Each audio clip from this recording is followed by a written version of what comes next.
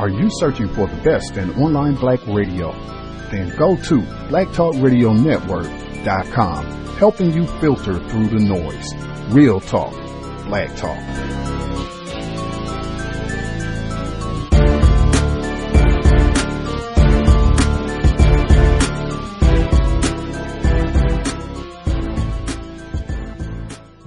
Earlier this year, in the run-up to the primary election, political analysts explained that Florida really isn't a southern state anymore and would not vote the same way as Alabama or Mississippi or Georgia. Then the shooting death of Trayvon Martin prompted some to argue that nothing's changed in a part of the state steeped in racial violence. In a way, both statements hold up. Pulitzer Prize winner Isabel Wilkerson notes that Central Florida is very different today than even 20 years ago. And she also says that the death of Trayvon Martin reminds us of a caste system that shaped this part of the state. Isabel Wilkerson joins us from Atlanta. She's the author of The Warmth of Other Suns, the epic story of America's Great Migration, and a winner of the Pulitzer Prize. Nice to have you today on Talk of the Nation. Oh, great to be here. Those of us who associate Florida with beaches and theme parks might be surprised by its racial history. Yes, it has a very long and fraught racial history that goes back in the area where Trayvon Martin was killed, actually, just outside of Orlando and Sanford. In 1920, there was a massacre of African Americans who were burned out of their homes when two black men tried to vote. This is going very well back in our history. And how does that past shape the present and the future? Well, in some ways, this has been a biracial area for so long, meaning a binary world of African Americans and whites who were living in a caste system during much of the 20th century. And with the changes in the demographics of both the country and of that part of the South, you see it becoming an area that has the introduction of Latinos who in many parts of the traditionally binary populations actually are now overtaking the black population. And so this is all part of, in some ways, the growing pains of an area that's in change. In your book, one of the characters whose story you follow comes from Sanford, Florida, and has to leave.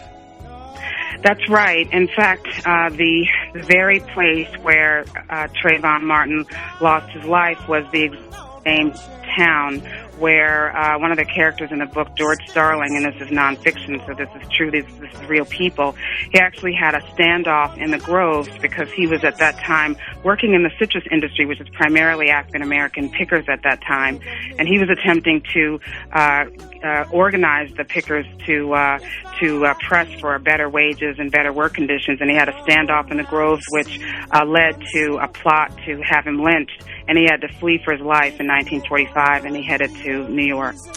Why do you think people outside the region maybe continue to associate a place like Alabama or Mississippi or Georgia with the racial violence that we all got too familiar with back in the civil rights struggle and back from the days of Jim Crow, and not Florida? I think a lot of the attention that accrued to the civil rights movement occurred in those states that you've mentioned, in Mississippi. We think of and in Selma, Alabama. We often think of those places as the focal points for civil rights movement. And in fact, it's true that many of the great battles of the civil rights movement occurred in other states. But Florida has the history of Florida and the events and circumstances that occurred there occurred in the 1940s, the 1950s, and I think our memories tend to be much shorter when it comes to that. And also because Florida has changed so much economically. It's now got Disney World, and it has so much development in the southern part that I think that's kind of overshadowed our vision and image of what that state really is. And as the Latino population moves into that part of the state and indeed overtakes the African-American population in terms of numbers by quite a bit, then there is no longer that binary relationship. How do these new immigrants, these new arrivals, I should say, how do they enter the equation?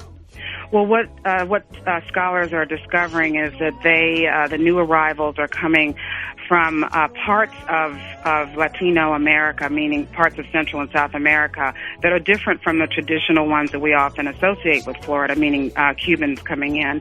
And so the people who are the newer arrivals are coming from other parts. They're coming from Guatemala. They're coming from parts of Mexico that had not been part of the sending states before into the United States. And so they are actually bringing with them the hierarchies, the social hierarchies that they had in their home regions. And that means they come in with assumptions about who is on top and who is on the bottom in this country. And those assumptions, do they reinforce the old caste system? They actually do reinforce the caste system that had been in the South and much of the rest of the country for so long. It turns out that those attitudes are showing up in recent studies. There's a study out of Durham, North Carolina, in which it was found that 78% of Latino respondents said that they felt they had more in common with whites, and 53% of them said they had the least in common with blacks. And so they also had more negative views of African Americans than did the native white population in those places. Isabel Wilkerson, author of The Warmth of Other Suns. You're listening to Talk of the Nation from NPR News. Context of White Supremacy. Justice Gus T Renegade in for another broadcast, hopefully to share constructive information on the system of white supremacy. Today's date, Friday, August 16th, 2013. So I have been told. We will be back tomorrow. That will be Saturday, compensatory call-in, 9 p.m. Eastern, 6 p.m. Pacific. This Sunday, Dr. Frances Cress Welsing, I think this is her 20th visit. She'll be hanging out once again. We're going to try to go to the phone lines immediately to compensate for the last time she was here. Listeners didn't really get a chance to ask any questions, so we'll try to hit you all first to give you an opportunity to speak with Dr. Frances Cress Welsing. Today's broadcast, the fourth installment of Isabel Wilkerson's The Warmth of Other Suns, the epic story of America's Great Migration. I have really enjoyed the past 2 weeks' sessions and the dialogue that listeners have had to share also. So want to hop right to it. Quick comment that I will make. Number one, you only heard about a half of the audio interview from NPR that Isabel Wilkerson gave around the Trayvon Martin murder. And this was last year, so she was giving that talk before the trial and the acquittal of his murderer. That would be one. The second thing, I spoke with a childhood friend. We went to high school together, kept in contact, and I think most of our dialogues for the past 15 years have been about racism. I spoke with him this week, and he mentioned what we were talking about reading and different books, and he brought up that he read Warmth of Other Suns, I think a year or two ago, and he was talking about how much he liked the book, and I told him we were doing it for the book club, and he said he enjoyed the book, thoroughly enjoyed the book, and he actually said that he met Mr. Persing Foster, if I'm getting the character's name correct. I think he said that he met his daughter later on in life and talked to her about the book and all that, which was something in and of itself. But he said that he had a really strange experience of reading the book and being a little bit confused as to whether or not the characters that she was talking about were contemporary 21st century black people, or if this was something that had taken place years and years ago. And I mean, obviously in the book, she's writing about things from the 1920s, 1930s, 1940s. But just, I think we've talked about consistently over and over again how similar the behavior patterns and our responses to racism, white supremacy, that they really have not changed very much over the past 100 years. And that just really stood out to me that he said it was kind of almost a surreal experience reading about things that took place 100 years ago or 75 years ago, and it's seeming like you could be talking about something that happened yesterday. And I would just say that again goes to show the system of racism, white supremacy has been dominant for a long time, and unfortunately the victim's response has been pitiful for equally a long period of time. We will go ahead and get started. Fourth installment, Isabel Wilkerson's The Warmth of Other Suns, Context of White Supremacy. All around her, in raw cabins leaning in different corners of the plantation, were offshoots of her husband's family. Half-brothers, whole sisters, uncles, cousins, and their wives and husbands and children. A nephew, Robert Pulliam, whom they called Saint, helped them pick cotton sometimes. A cousin named Joe Lee was willing to help, but nobody much wanted him around because he was known for taking things that weren't his. A neighbor named Addie B. raised turkeys on the half for Mr. Ed, and fretted over them when they went roosting in the woods. George's brother Willie was the patriarch, because he was the oldest of them all. Ida Mae tried to learn who all these people were, and set about trying to become a wife. Willie's daughter, Callie Mae, showed her how to roll dough and make blackberry cobbler and tomato pie. They went picking blackberries on the running vine up and down the ditch bank to bake their cobblers with. George liked his greens with fatback or hog maws, and she learned how to cook them like he liked.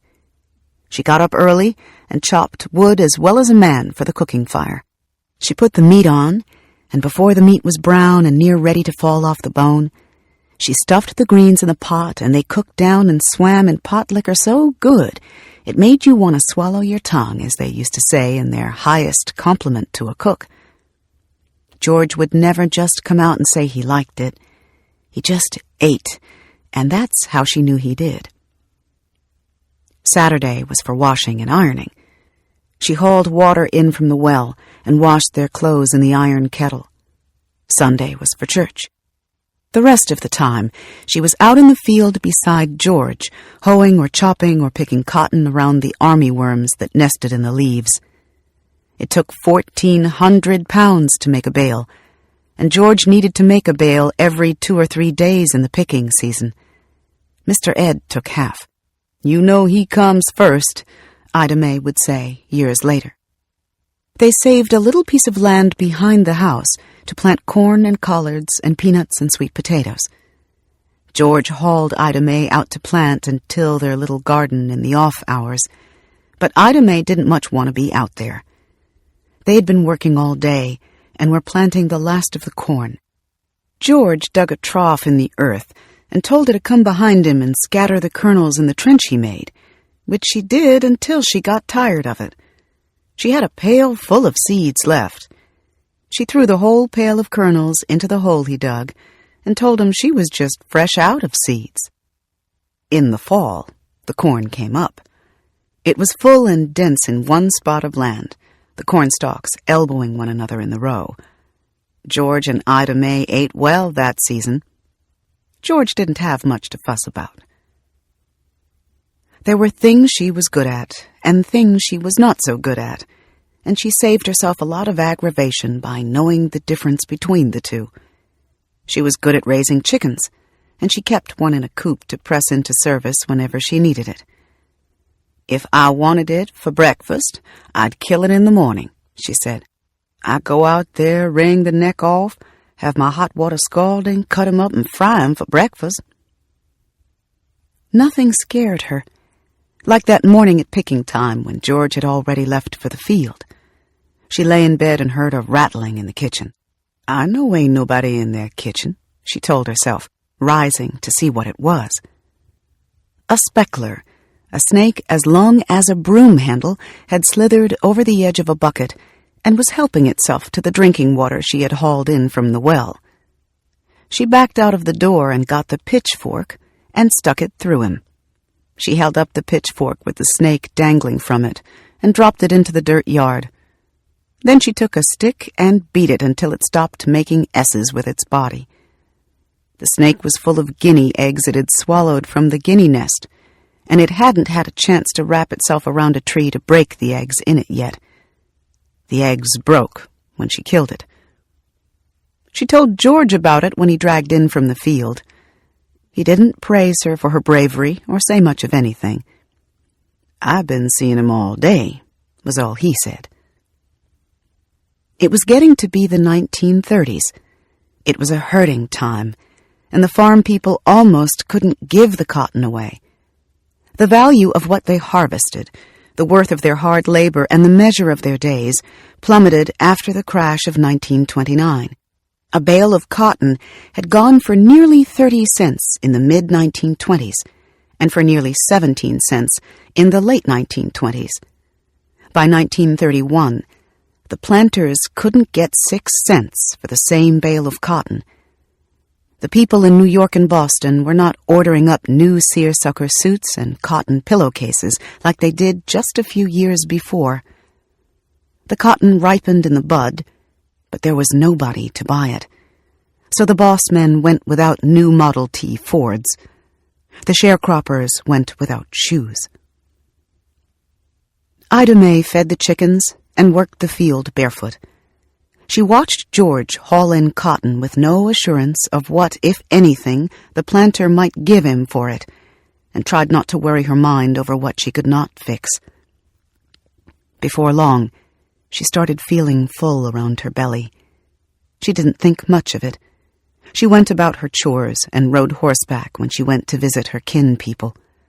No horse was fast enough for Ida May, and she raced now like she always did. It wasn't good for the life that was growing inside her, and she miscarried riding those horses before she knew she was expecting. Her belly got full again, and she didn't ride horses this time. She hated waddling into church with her flour sack dress pulling tight across the front and her belly sticking out. She was in the field when the thunder came. It started as a light knocking deep inside her. She ran into the house, and the thunder got violent. It shot to the top of the ceiling and hurled itself back into her. She got up and started walking in a circle around the bed. The midwife came and watched her rock from foot to foot. "I could see the pain coming down on the top of the house and keep coming," she said. "The men don't know what the women go through," was what she was thinking. "Don't feel the stab of lightning inside." "Oughta be so they could," Ida May said. She stopped her pacing and squatted beside the bed. She was on her knees. The life force reached out of her and into the light. It was a girl. Ida May never wanted a girl. She was still thinking like a tomboy wanting to climb a tree. The baby had big eyes and a brown, narrow face like her husband's. They named her Velma. In time, Ida May took to her and held her close. Within a year or so, she started feeling full again. It was another girl. They named her Elma, but called her Baby Sis. Ida May took them to the field with her when it was time to plant. She set them both down in the shade of a plum tree. It got too hot for them out in the field. They were toddlers now. Ida May told them to sit still, and then took her place behind her husband at the turn row. The sun bore down on Ida May and George, and soon they heard crying near the plum tree. It was Velma wailing, and Baby Sis lying sick with half-eaten plums beside her. Velma had reached up and gotten her some, and Baby Sis ate them and got the flux, as the country people called whatever stomach ailment, poison, or virus had got into the baby. It was a perilous world in the early 1930s, even without Jim Crow. Dysentery, typhus, malaria all thrived in the backwoods of the Deep South before penicillin or common vaccines were invented. There were no doctors nearby, and by the time they got Baby Sis to one, it was too late. They buried her in a little box at the church cemetery near Buney. Ida May told herself that day that she would never leave a child of hers alone again. In September of 1935, she finally got the boy she wanted. He had the brown, narrow face of her husband. When it came time to name him, a neighbor girl stepped forward. The girl looked after Velma when Ida May was in the field and took care of a little white boy in town when she was summoned to do so. His name was James Walter. George and Ida May had never laid eyes on the boy, but they named their son after him and hoped maybe good fortune would rain down on their son like it seemed to fall on the white people. Not long after he had begun walking, something took over little James. He began rearing back and shaking all of a sudden. It could happen any time, and it so worried Ida May that she went looking for advice.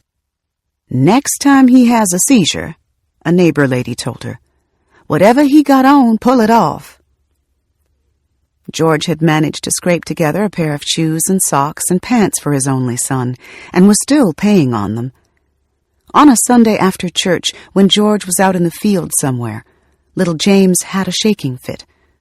Ida May pulled off his shoes and tore off his socks as the neighbor lady told her to do. Off came his little shirt and pants. She made a wood fire and held little James tight as she threw his clothes into the flames.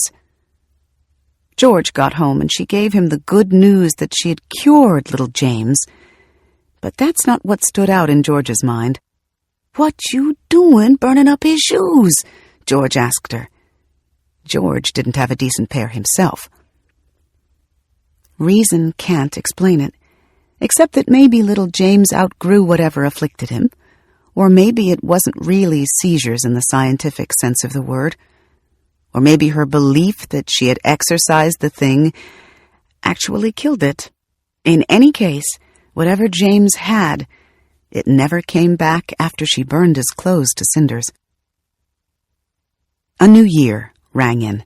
It was 1937. It looked to be no better than the year before. They were calling it the Depression now. People took to begging and scraping to eat. A man down the road started stealing hogs to sell and eat as his own. He was white and a friend, so to speak, to George. He rounded up somebody's hogs one day and came by George and Ida May's to get George to help skin them. George didn't want to get blamed for somebody else's misdeeds. He could get killed for stealing a white man's hogs. He told the man to do it himself. The man didn't like hearing no. George and the man argued, and the man stormed off. "I'll be back," he said. "I'ma fix you." Chickasaw County had a sheriff, but calling him would have never crossed George's mind. No sheriff would take a colored man's side against a white man, no matter who was right. George called out to Ida May. "Ida May, you take the kids and go on in the house," he said. "I'ma sit right here till they come back." He sat on the porch, waiting with his shotgun on his knee. He looked out for an open-bed truck trailing dust in the road, or a car packed with men looking for trouble. Ida May crouched down and tried to still little James and Velma. George waited and waited, but they never came. "The next day or two," Ida May said. "Him and George back friends again, I reckon, getting the hogs." People learned to want less and live with whatever they had. The bossmen said there was little to nothing to give at settlement time. They told the day pickers they wouldn't be needing them. The cast-off croppers and field hands moved from place to place. They walked to the next farm up the road to see if they could use an extra hand, and to the relatives who might make a place for them in their cabin. Mr. Ed kept George and Ida May on. They were good workers, Ida May's picking notwithstanding, and he was an optimist. By now there were 5 people in their little sharecropper cabin. Besides them and Velma and James, they had taken in a boarder, so to speak. It was George's sister, Indiana. She helped with the picking of crops and the raising of turkeys, and she slept by the door in the front room. In the spring, when George and Ida May planted cotton and prayed for rain, the turkey hen laid her eggs. "She'd sit there and sit there," Ida May said. "Just sit there about 3 or 4 weeks. She'd get up, shake herself off, and go get her some water, dust water all over her, and do round and all, Take a bath, I reckon what it was. She'd be settin' while we planted cotton. By the time the cotton was in the ground, the chicks poked out of their shells and required Ida May's attention. Ida May and Addie B and other women on the Pearson plantation scooped up the chicks and tended them for Mr. Ed. He would be coming back just before Thanksgiving to take half of however many turkeys each woman managed to raise. Ida May pulled off the beak crust that they came into the world with and crushed corn for them to eat because they were too little to eat feed corn.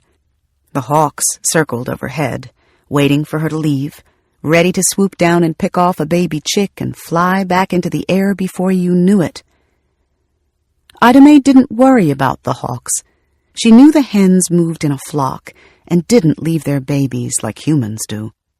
You know a hen will take up for her chickens more so than people will take up for one another, Ida May said.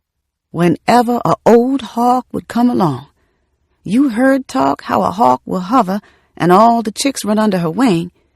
She hugs them and she sticks up for them and keep a funny noise, and you knew that hawk was somewhere around. She trusted God and nature more than any man and learned to be a better person watching the lower creatures of the earth. The ant see a crumb, he can't carry it himself, Ida May said. Don't you know another ant will come and help him? They better than people. Addie B and the other women fretted over their turkeys, worried when they went off and when they took forever coming back because Mr. Ed was going to want his turkeys soon. Ida May let her turkeys run free and pick after bugs and ants and twigs in the dirt. They went exploring out in the woods and roosted wherever they pleased. And when they came back, she threw corn at their feet. The turkeys grew big and plump as September approached, and the land was turning white with cotton. Eustis, Florida, 1939. George Swanson Starling.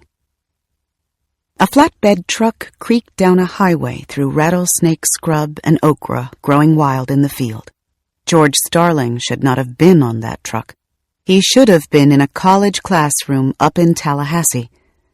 But his father said he'd had enough schooling, and schools nearby did not allow colored students. So Lil George went and got himself a wife out of spite and love too, and had to feed her now, and so was sitting on a flatbed truck en route to the Groves instead of in the library stacks at a college in the state capital. The truck was on its way between the Groves on a chill morning at picking season. It was hauling men to pick fruit for fresh juice and frozen concentrate, for gift boxes of Temple oranges and ruby grapefruit, and the perfect balls of citrus stacked high on grocery shelves for people in New York to pick through. The owners of the Groves rode their dogs in the covered front seats, safe from the wind. The pickers rode on the flatbed truck with the frost cutting their faces. 20 or 30 men hunched on the open barge, their legs dangling over the sides of it, and a stack of ladders tied loose along the rim. George sat pinned between the regular pickers, who were missing teeth and taking liberties with the language and knew more about picking than he ever cared to know. They got a kick out of bouncing over potholes grove to grove next to the college boy. They looked to be the smart ones now, hadn't had to squint over any textbooks or waste time in somebody's high school. And here they were carrying a bushel sack in the same flatbed truck as Lil George. Back when he was still in school and picking only during semester break, they started calling him Schoolboy. "Schoolboy," one of them said. "I don't know what you going to school for. You right out here with us. I ain't went so far as the 6th grade, and I can pick more fruit in 1 hour than you pick all day. You ain't had to go no 12th grade to learn how to do this." "Yeah, you right," George said. "But the difference between you and me is I can leave from out here and you can't. When the opportunity presents itself, I can leave." That was easy to say when he was back and forth to Tallahassee, calling himself a freshman and then a sophomore, and looking like he could do anything in the world. Now he was picking because he had to. No different from them. He told himself that this picking situation was a temporary setback and kept himself busy doing whatever came up. Some days the high school had him substitute for a sick teacher. He had more education than most colored people in town anyway. He sold insurance on the side to the colored people out in the woods. But the groves were all there was most days. And he climbed the flatbed like every other colored citizen who could use the money, which was just about all of them at one time or another. Fruit was the currency of Central Florida. The land was given over to citrus trees, groves of them spanning the low hills from Eustis up to Ocala and down to Orlando. Tourism hadn't yet bloomed the way it would decades later in Central Florida, and Eustis, Ocala, and even Orlando were just places to pass through on the way to Miami. Each year, in the late 30s and early 40s, some 2 million tons of oranges and grapefruit were coming out of the state, most of it from the region where George lived. The people who picked the fruit and the big owners of the groves were often at odds with each other, one side poor and one side landed, one needing more money than the other was willing to give. But they agreed on one thing. They wanted the trees heavy with oranges and the people of the north flush and hungry, because then there would be work enough for everyone. So they pampered the trees like infants. When a hard freeze afflicted the groves, the people burned logs and rubber tires and lit the oil heaters to keep the orange trees warm. They prayed for a miracle like the one at a grove they called Old Natural. A big freeze had settled in back in 1895, and most of the other groves looked as if they had been set on fire after it left. But Old Natural survived the big freeze, and its orange trees came back on their own. Lake County held a high place in the citrus belt and once was the orange capital of the world. But Lowell George never took it that seriously and never got but so good at picking. He could never claim to have picked the most bushels in the least amount of time. It was piecework, and the winners of the race were not necessarily the quickest minds, but the fastest hands. George had a quick mind. In the late fall, a crowd gathered before the sun came up, when the fog hung close to the earth. The people stood watching at the corner of Bates and Palmetto and in front of the pool hall over in East Town, near Egypt. They waited in the wet dark for the flatbed truck to roll up. The foreman climbed down and picked out the best pickers for his crew. The foremen were the middlemen between the packing houses and the pickers, and both sides might have cause to distrust them now and then. They chose the pickers and oversaw the picking, and each had their own way of supervising. It might be Oscar Lipscomb or Uncle John Fashaw, or a man they called Mr. Pat, choosing his pickers for the season. George hoped to get on the Bly brothers' crew. They were 10 years older than he was. They knew their way around the juke joints and the raccoon woods around Eustis. One of them was named Arnett, but they called him Whisper because he had his throat cut and could speak no louder than that. The other brother, Reuben, towered over the tallest of men. He had a stone face, a long series of wives, and had seen just about everything. When he was a little boy, an uncle told him to come help him with an errand. The two of them rode out into the woods and came to a stop at a tree. A colored man was hanging dead from a limb. The uncle needed Reuben's help cutting the rope and getting the limp, lynched body down. Reuben was 10 years old. He would never forget that. When Reuben got big, he fled to New York, worked at a tombstone factory in Brooklyn, on the 9W highway through Kingston up into Albany. He worked crushing tomatoes at a ketchup factory, and had seen so many of the unmentionable things that got mangled into the ketchup that he never ate ketchup again. Now he was back in Eustis, working as a foreman in the groves. He looked straight at you and through you, and had a way of making women forget their husbands when they saw him. It was a buyer's market in the picking world. There were always plenty more people who wanted to pick than there was room or need for in the groves. The lucky ones loaded onto the truck, their legs dangling from the rim of the flatbed. At the grove, they each picked a number out of a hat and went to the row with that number. They got paid by how many boxes of fruit they picked by sunset, and had to keep up with little tickets to prove what they had picked. If the row was thick with fruit, it would be a good day. They could stand at the underskirt and fill a 2-bushel box. If it was sparse, they had to climb into 2 or 3 trees to get that much. It tempted good people to try to out-trick one another. You looked for a way out. You learned to watch everybody and the rows coming up. The rule was that when you finished yours, you moved in order to the next row available. If it was a dud row, like the one you were working, you did your best to avoid it.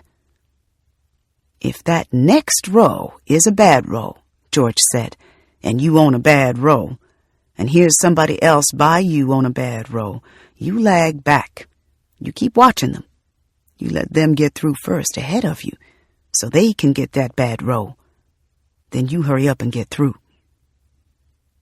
If the next one up was thick with fruit and you on a bad row, you run through it, George said.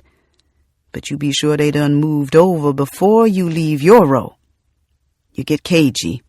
It's little tricks in all this. Some men could pick 100 boxes a day. They called them high rollers. George never managed more than 65 or 70. He never cared enough about it to get proficient. They set the ladders in the tree, ladders 16 and 20 feet high, sometimes spliced like extension cords and leaning 40 feet up, a full 4 stories along the spine of the tree. They had to set them so the ladder wouldn't kick when they reached the top and wouldn't split the tree in two, which was liable to happen with a ladder set in the fork of a young bud. They learned to plant their ladders deep in the soil. The trees were wet from the rain, and George and the pickers had to balance themselves on the slick limbs of the old seedlings. They disappeared into the branches with a bushel sack on their shoulders and a clipper in their hand, and only came down when the sack was full and their shoulders ached, and they were sick from the sight of fruit. Tangerines, tangelos, temple oranges, navel oranges, Valencia oranges, seeded grapefruit, seedless grapefruit, red navels, ruby reds, lemons, and kumquats. If he had to pick, which he did, George would rather pick grapefruit because they filled a box quicker.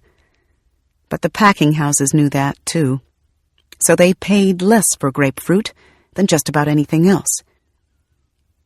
Up and down the ladders they went, working top to bottom, snipping fruit and filling boxes. Sometimes they heard a voice cry out way down the grove.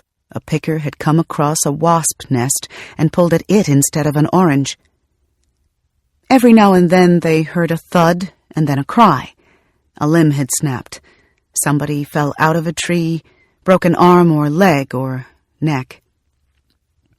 George climbed the high limbs of 4 or 5 grown seedlings one morning and was climbing deep into the next. The foreman that day was an old colored man named Deacon John Fashaw. They called him Uncle John. George knew him from Gethsemane Baptist Church. The deacon oversaw the harvest of some of the groves at the Eichelberger Packing Company. He called George out of the tree in the middle of the grove. "Number 14, he yelled. Deacon Fashaw presided over his pickers with a suckle from an orange tree. It looked like a switch a mother whipped her children with. He called George over to him with the suckle in his hand. "Now, number 14, the deacon said, looking up into the limbs at George. "Yes, sir." "Come down here. Bring your ladder." "Dog, what Uncle John want?" George said under his breath, and then out loud, "I'll be there, Uncle John." If he didn't move fast, next thing he'd know, Deacon Fashaw would be there shaking his ladder from under the tree. "Come down, young man, come down." George climbed down, and Deacon Fashaw swooshed the switch at him. anybody else, and George would have had him on the ground. But it was Deacon Fashaw, and the men respected his position too much to fight him. "Now, you bring your ladder back here. I told you to bring your ladder back here." George ran back to get the ladder and followed Deacon Fashaw back to the first tree he had picked. "Now, you see that orange up there in the top of the tree?" "Yeah, Uncle John." "Well, you know they want that orange in New York, and you done left it up there in that tree, and I don't like it. And Mr. Eichelberger don't like it. Mr. Eichelberger don't like it, and I ain't gonna have it. Now you put that ladder back in that tree, and you go right on up there and pick that orange right now." Deacon Fashaw stood and watched George position his ladder and climb into the tree for that one orange, as the other pickers peered through the branches. It was all part of Uncle John's plan. "He let you get 4 or 5 trees away, so you have to drag that back," George said. "You probably done lost 5 or 6 boxes while you doing that. You do that 2 or 3 times, you soon get the message that I'm going to be sure I clean my tree before I leave it. I mean clean it." They moved from grove to grove in a single day. The flatbed truck rumbled down a highway past the bean fields and the turpentine stills. Midday, they finished one grove and were moving to the next. The truck reached an intersection and swung a hard left. The ladders broke from their lashes and shifted under the men. The loose ladders pushed the men off the open bed of the truck and onto the rough surface of the highway as if they had been shot from a gun. George felt himself thrown to the gravel. His heels nearly hit his back, and he tried to break the fall with his elbow and knee. Half the workers were on the ground. Some had fallen onto their heads and were lying unconscious.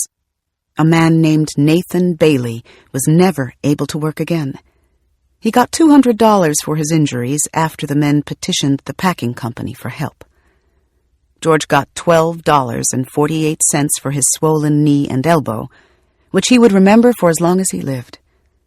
They sent him 2 payments of $6.24 each. Most of the men took it and were grateful. George wasn't. The work was hard, and now it was dangerous. "You're not getting anything to begin with, you know, at the best," he said. George had some schooling, and the old men who teased him for it put their pride in their sack when they thought the packing house was cheating them. "Schoolboy, look here," the man said. "Tell me how much I got for my work. Here's my envelope." George took it and looked at it and turned to the man. "How many boxes of oranges did you pick?" George asked. "How many boxes of tangerines did you pick? How many boxes of grapefruit?" The man told him what he thought he had picked, and George did the math. "No, you $3 short. They done cheated you out of $3 somewhere, 'cause if you picked the number of boxes you say you picked, you didn't get paid for all of it." 2 or 3 days' pay had disappeared. It was hard to keep up. Each kind of fruit paid a different rate.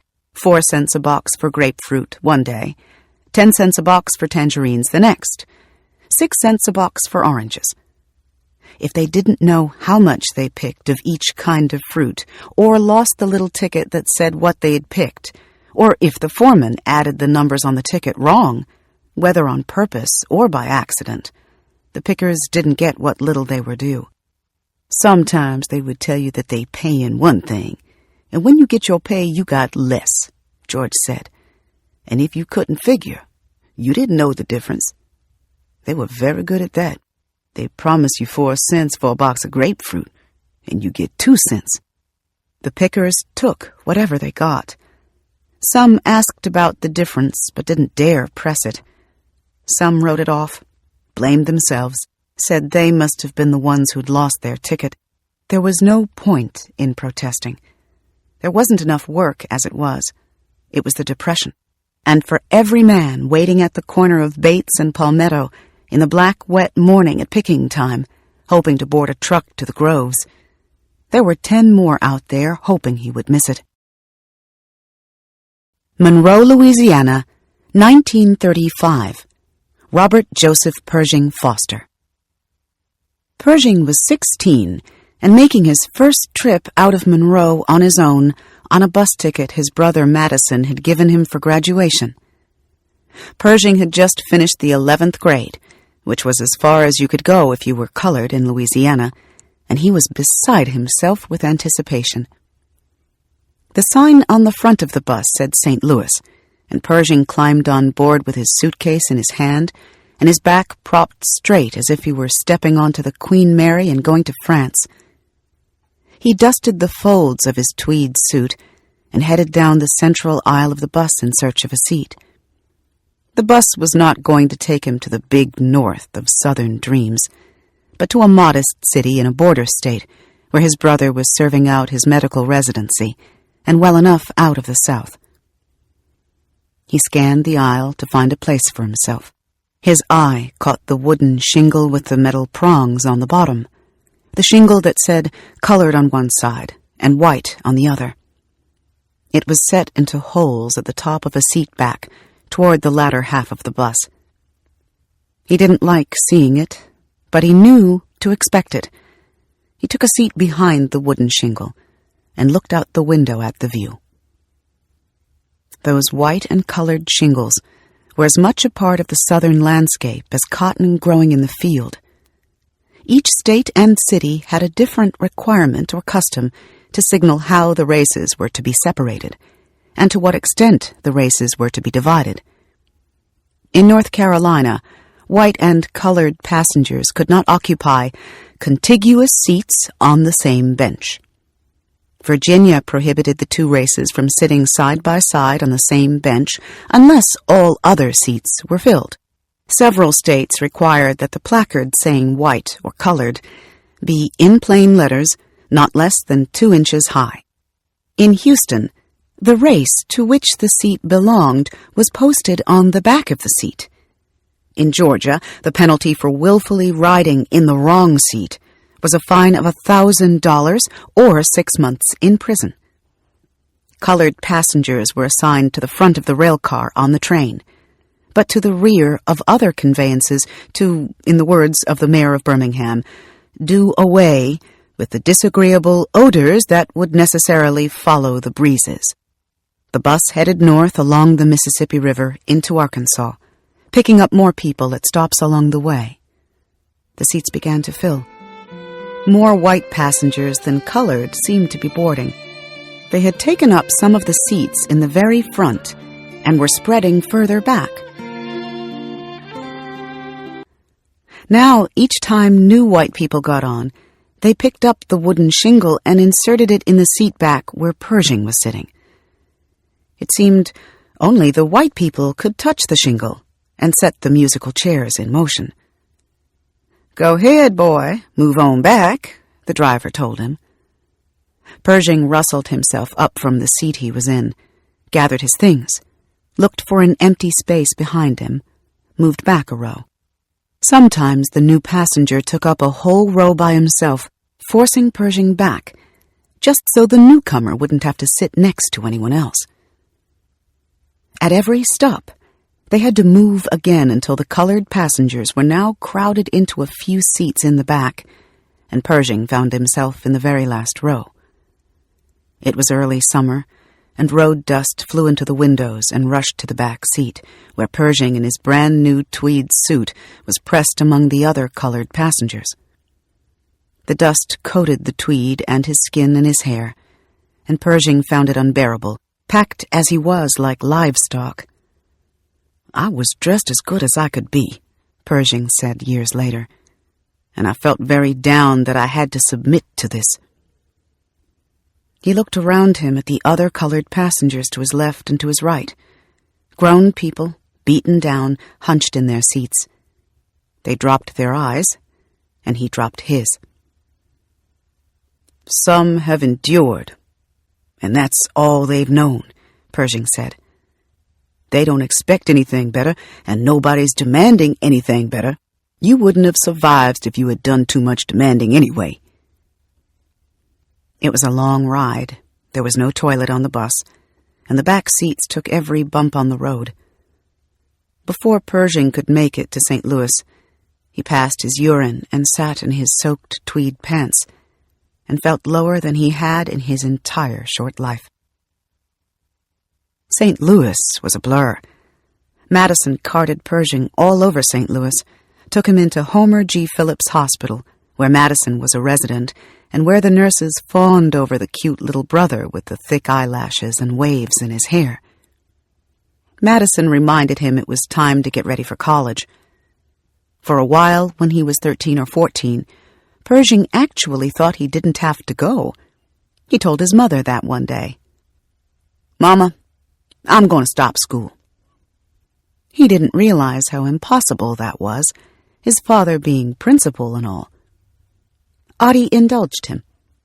"Baby, why are you going to stop school?" "I want some of the things the other boys got." "Like what?" "Like clothes." "Well, what do you want?" Persing couldn't think of much in particular that he didn't already have. "I want a suit. I want a pair of shoes."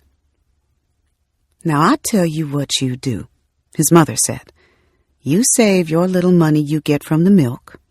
Now, get you a little job after school or in the summer, and you work and save your money. And when you got half of whatever it cost, I'll give you the other half." Persing listened. "And you don't pay down on anything," she told him. "You can keep your money as well as that white man can." The nearest college was right in Monroe, across the railroad tracks from where they lived. Northeast Louisiana College had a brand-new campus with reasonable fees, built with taxpayer money, to which his parents' meager salaries contributed. Students who looked like Persing weren't permitted there, so the family debated where Persing would go. His mother wanted him at Morehouse, the most prestigious college in the country for colored men. It was in Atlanta, which might as well have been Paris, and she wanted the biggest she could get for her baby. All these years she had saved up her teaching money, kept it in a chifforobe with a key, which the children knew not to touch. It would be their future. The last time she opened the chifforobe, it was to send Leland to Morehouse. It was expensive, and he had not fared well. Professor Foster blamed the school, but anyone who knew Leland knew the trouble was with Leland, whom the women called Woo, and who was brilliant, beloved, and weak to life's temptations. They had wasted their precious second-class colored teachers' wages on Leland at Morehouse. Now Audie was trying to send Persing there, and Persing wanted to go. "No, you don't go to Morehouse," Professor Foster said. "You'll go to Morehouse," his mother said. So it was settled. He would go to Morehouse, but the family had to save up the extra money it would take. Persing would have to spend 2 years at the lesser-known alma mater of his parents, Leland College, before living out his mother's dream. The summer after his freshman year at Leland, he needed a job.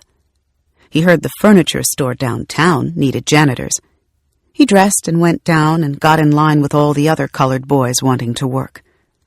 The white foreman called him to the front when it was his turn for an interview. "Boy, do you go to school?" the foreman asked. "Yes, sir, I do," he said. "I just completed my first year at Leland College." "Boy, if you go to college, you don't need a job as a janitor." Few people, white or black, in Ouachita County had the chance to go to college.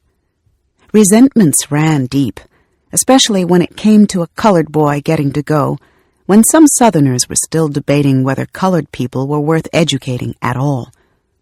Too many educated colored people, and it would upset the whole balance of power in the caste system and give other colored people ideas. The man turned to some other boys in line who weren't in school and didn't need tuition, and hired them. Persing had a long memory, and he would nurse that wound for years. Here he was trying to make something of himself, and the invisible hand was punishing the ambitious and rewarding the servile to keep colored people in their place. Later in the summer, he went looking for work at the sawmill. He saw a classmate there from high school and was told the work wasn't too hard. It was stacking wood staves to make barrels. Persing asked the foreman for a job. There was nothing available, he was told. He was getting desperate. He spotted his friend stacking staves. "Show me how to do this." The friend showed him what to do, and Persing worked beside him. He looked up and saw the foreman watching him. Persing pretended not to see him, worked even harder. The foreman left, and when he came back, Persing was still at work. At the end of the day, the foreman hired him. Persing finished out the summer stacking staves, not minding the hard work and not finding it demeaning. "Sometimes," he said, "you have to stoop to conquer." Morehouse was a heavenly place. Colored boys racing straight-backed and self-important in their sweater vests, hair brushed back with a hint of a center part. Arriving at chapel to sit with their respective fraternities and daring not take the wrong row. There was a sister school, Spelman, the women sealed off in their cloistered dormitories and emerging in fitted dresses and gloves to be paired with Morehouse men, who were the only men worthy of them. There was the graduate school, Atlanta University, where the brightest of both schools were expected to go to take their masters and doctorates. It was all too perfect for words. Whatever future there was for colored America, they believed themselves to be it, and they carried themselves accordingly. Then there was Atlanta. Too many colored doctors and lawyers and businessmen to count, living in brick houses set back from the road and with staircases inside, driving fancy cars and not apologizing for it. "I saw blacks living like people ought to live," Persing would say years later. Atlanta was big enough to get lost in, enough colored people to be anonymous. The colored people drew a fence around themselves and manufactured a world so grand they told themselves they didn't want whatever Jim Crow was keeping from them. Persing was at peace. It was the fall of 1937. After the first homecoming game, Persing and a science classmate by the name of Morris Williams took 2 girls out dancing. They both chipped in the money they needed and bought sloe gin for the 4 of them and whiled away the night. They took the girls home and were walking back to the dormitory. As they crossed the intersection of Fair and Ashby, Persing slowed down to a stop in the middle of the street. He was wobbling from the gin. He stood and looked around. He was in Atlanta, in the middle of the night, far from the stooping and yes'ems of Monroe. He was surrounded by a whole campus of somebodies like him, and doing whatever he pleased. He stood in the street, half drunk and half dreaming. Cars slowed and honked, and he paid them no mind. "Boy, come on," his friend said. "Get out the street. That car's gonna hit you, you drunk fool." "Yes, I'm drunk," Persing said. "I ain't in Monroe. Don't nobody know me, and I don't give a damn." "I'm free," he said. Context of White Supremacy. Quite a stopping point for our first segment. The number to dial is 760-569-7676, and the code is 564-943#. Press *6 if you would like to participate. The number again is 760-569-7676, and the code is 564-943#. Press *6 if you would like to participate. For the folks who do not want to use your phone to dial in, this should work internationally as well. You can just put in the link, which is tiny, TINY, tiny.cc/one race. That is the number 1. So it's again tiny.cc/one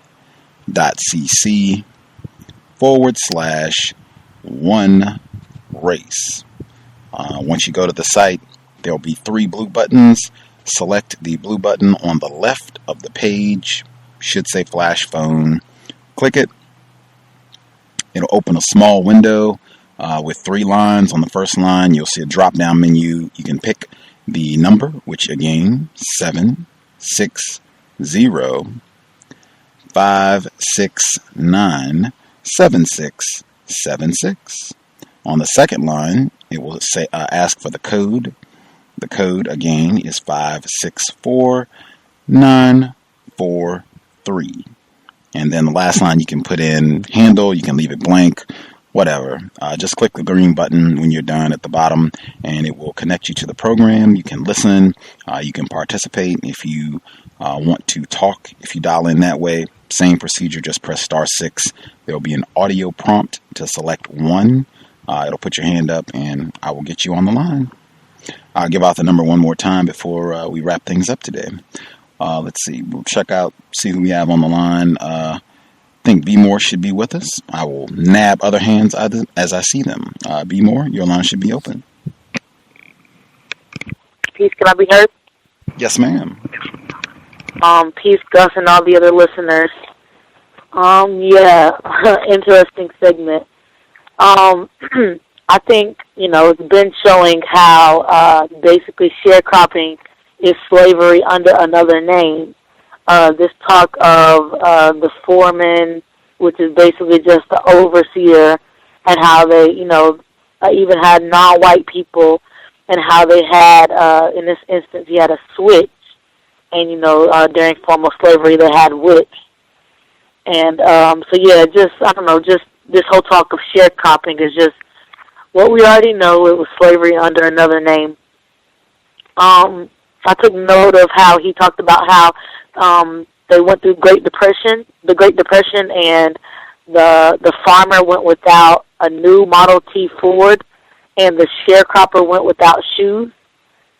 I just took note of the whole dynamic, how quote unquote bad times affect white people and non-white people differently, because white people are limited luxuries, while non-white people were limited necessities.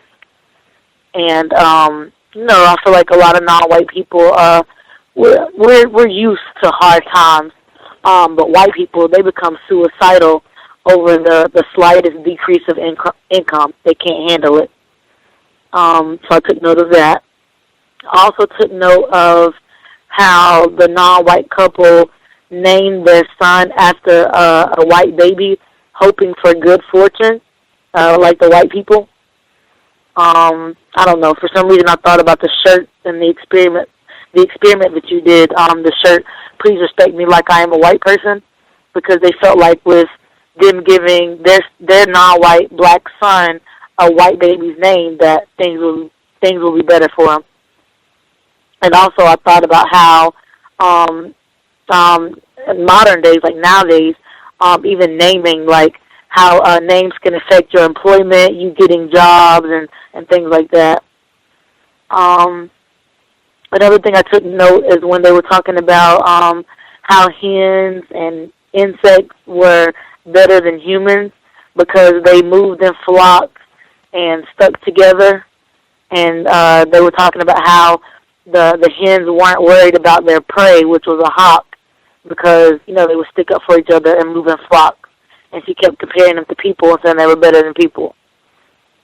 Another thing I took note of is how the owners of the grove, they said they rode with their dogs in the covered part of the truck, and the pickers, which were non-white black males, rode in the back, and they were basically inflicted with like the harsh weather conditions. I believe it said something about being frostbitten. And I took note of that because that, again, shows how dogs are treated better than humans. Non-white people, should I say. And then back to the sharecropping thing when they were in the grove, when they were in the groves, They were known by numbers. I believe George was number 14, and that reminded me of prisoners. When he was on I believe it was on the train, and he talked about how basically they had to, non-white people had to be in the back of the train or the back of the bus and all those different things. And he was saying he was just as good as can be, but was packed like livestock. I took note of that. And then later on it said he basically soiled himself. I also took note of that, and I just put shaking my head. And then the last thing is his talk of basically how college changes your mind and gives you, in a sense of freedom. I do remember being that way and experiencing that as well, just feeling like I was quote-unquote free because this is somewhere I'd never been, and I experienced things I had never experienced, even going outside the United States and things like that, just being in college, things I thought I would never experience. So, yeah, I took note of that because I can relate. But here he is intoxicated, and in his mind he's free. But, yeah, that's all for now.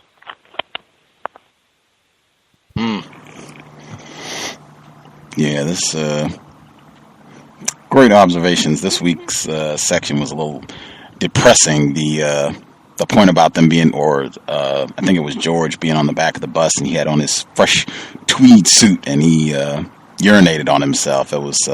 He said it was a low point for him. It was a low point for me too. Very sad. The caller at 5972, you should be with us as well. 5972. Yeah, hi. I just wanted to comment about. I was thinking that this book was so popular amongst white people because of the way it was worded, as opposed like saying caste system instead of. Wait just a minute. Leah, would you go downstairs, please?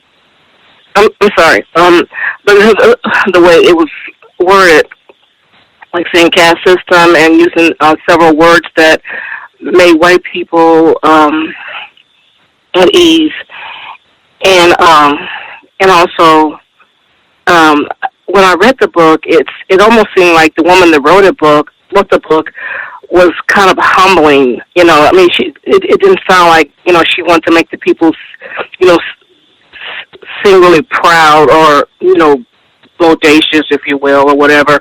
But she seemed like she wanted to make them seem like they were proud. I mean, like they were humbled and they were, you know, really happy to be given the stations that they were at life later on when they went up north and out west. And that's one of the things that white people like about black people is the fact, you know, that they, you know, kind of grovel. I mean, I'm not saying that she was groveling, but it was, I almost felt like it was like that when I read the book.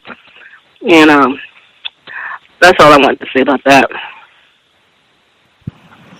Did any of the passages from this week stick out to you as, I don't know, a point where it was presenting the black people as being subservient, not proud, not groveling, but kind of what you're talking about in terms of being extra humble? Well, yeah, some of the older black people that were trying to have George ask George how much money they had made for their fruit, and the fact that, you know, nobody wanted to stand up. I mean, I know they couldn't do that, but the fact that nobody, you know, wanted to stand up for themselves, you know, to the white people, and the fact that Pershing, you know, he had to urinate on himself, and, you know, in the Jim Crow section of the car, and, you know, and how humbling that was, you know, toward him. And see, let me see, who else? I didn't hear about Ida Mae, but pretty much Ida Mae's whole life, you know, it's kind of a humbling, you know, sort of situation. That's it. I mean, I know people had to do that to survive, but I think that's something white people like about black people is that, you know, we don't, you know, they didn't rise up and try to do anything, you know. I could be wrong, but that's kind of the way I saw it.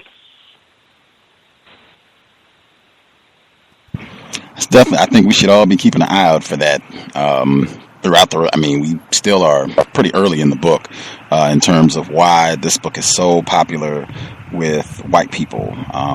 Like NPR has talked about this book a lot, and Amy Goodman and the folks at Democracy Now! They did several segments on the book, and the New York Times have just been lots and lots of praise. It won a Pulitzer Prize, first black female to win a Pulitzer Prize. So that's definitely something we should all be keeping an eye out for. And again, just with the pathology of white people, I think just being able to, it's like Gone with the Wind almost, like being able to go back, even though this is nonfiction and Gone with the Wind is fiction. I think it's that same fascination. White people like reminiscing about the olden days under white terrorism. Like, even I think it almost got lost in the shuffle down in Florida, where they were driving by and they just come across a black body hanging from a tree. I think white people like that sort of thing. That's enjoyable. Yeah, that's another thing I was thinking about too.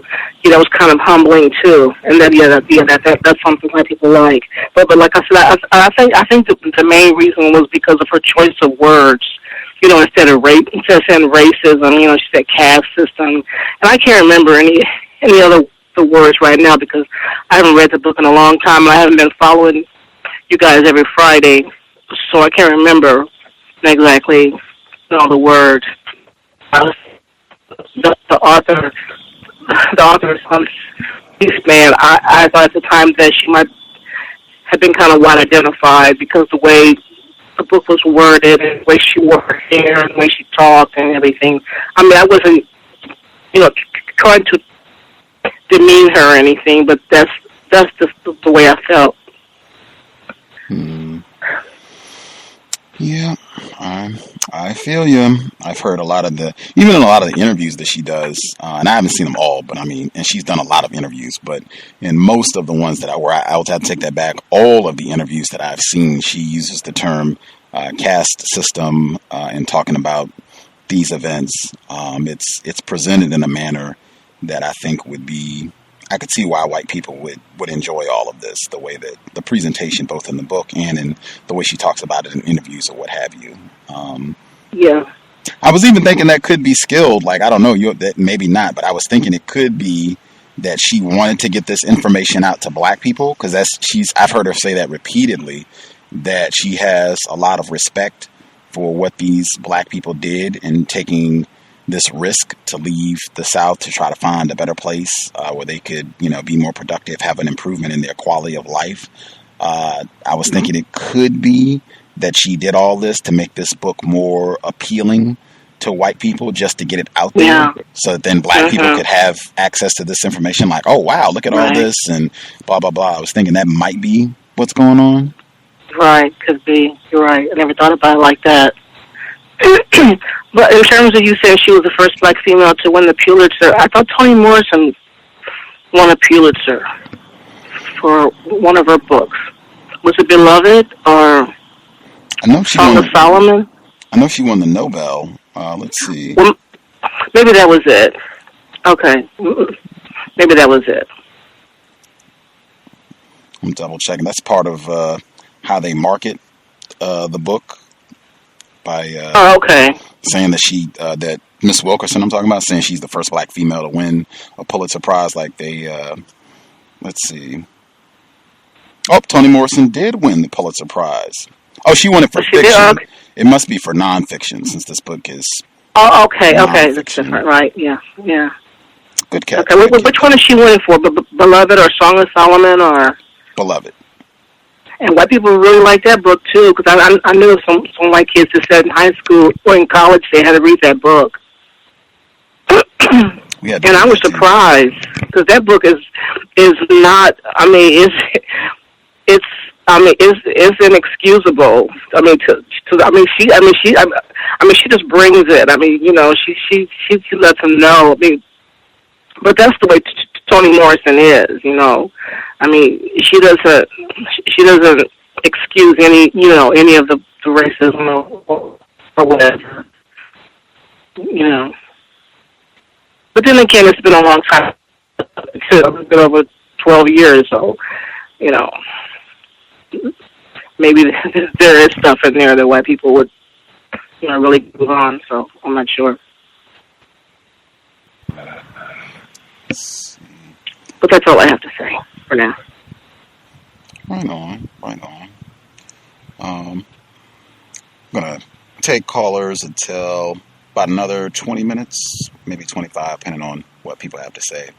I know this theme had popped up. I made note of this.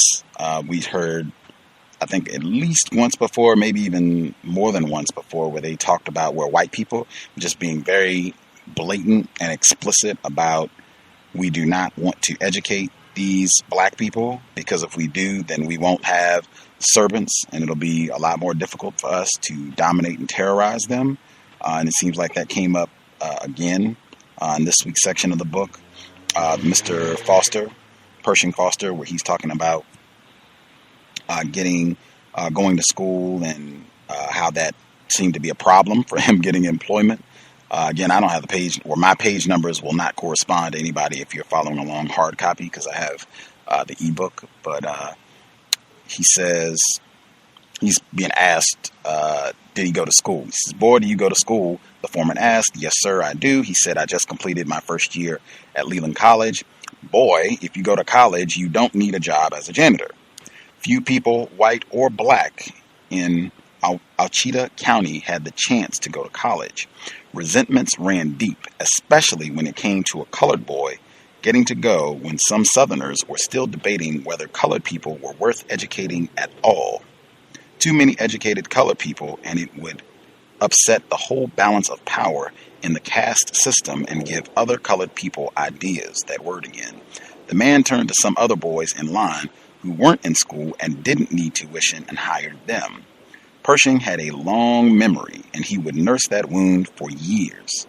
Here he was trying to make something of himself, and the invisible hand was punishing the ambitious and rewarding the servile to keep colored people in their place.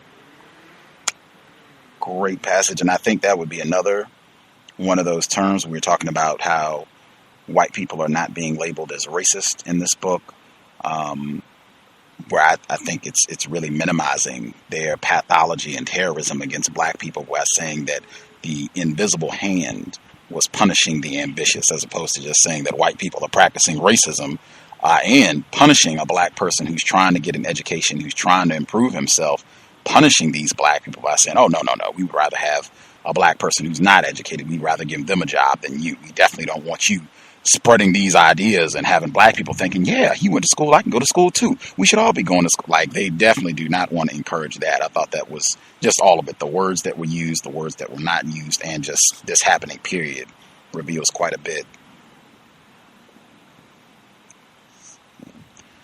Looking at some of the... Yeah, like what she says, the invisible hand, yeah. That was another thing I caught too. And just going back to the whole education thing, like, I already touched on the college thing, but, okay, for instance, he was talking about those in college, so, like, if anyone was to lead or something, then they will be it. I thought about W.E.B. Du Bois' Talented Kids, and, I don't know, I can definitely relate. Just everything I experienced in college and everything he's talking about in this passage, I can definitely relate. Until I got called a nigger. But yeah, it does give you like a sense of freedom, and you feel like you're in and you're accepted and all that for a split second until you're snapped back into reality.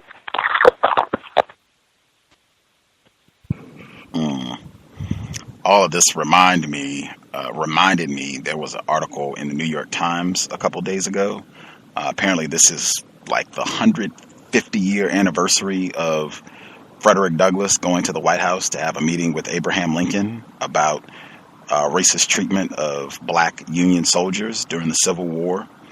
And I put it on my Facebook page. It's interesting for many reasons. You have to read it. I'm not going to read the whole thing here, but there were two passages in there, and it reminded me of what was in the book today, particularly relating to these black people who were trying to make an effort to do better, trying to go to school, trying to be a doctor, just trying to improve their quality of life, and how they, as B. Moore was just saying, thinking, oh, this is great, and not understanding that none of that matters to white people. You're still just a nigger.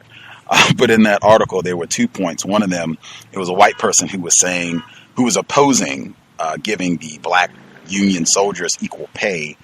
He said, this is a direct quote, to claim that the indolent, servile Negro is the equal in courage, enterprise, and fire of the foremost race in all the world is a libel upon the name of an American citizen. It is unjust in every way to the white soldier to put him on a level with the black. And I feel like that is a huge aspect of how racism, white supremacy operates and how white people think worldwide. I see that playing out with President Obama in this book just every day. Even Dr. Cecil Kainge, she's a black politician and a medical doctor in Italy, and they just torment her every day. It's something where they're throwing bananas at her and saying she should be raped and just the most vile things you can imagine. Just, you have to be seen as nigger. And it goes on. This is that same article. It goes on. Another direct quote. This is this was a white person who was actually saying, yeah, you all are just being racist.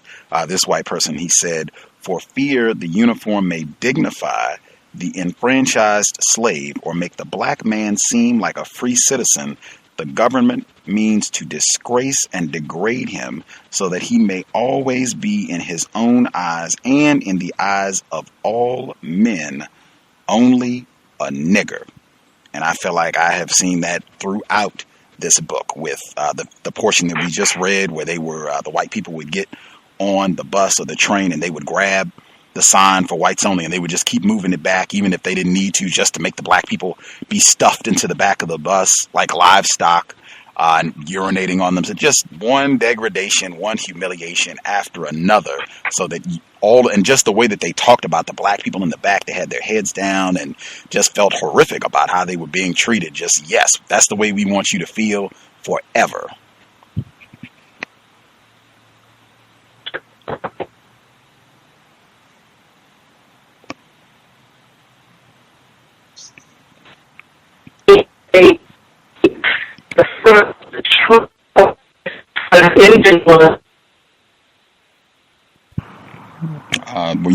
I couldn't understand. I'm not sure if your line was breaking up or if you were making a comment.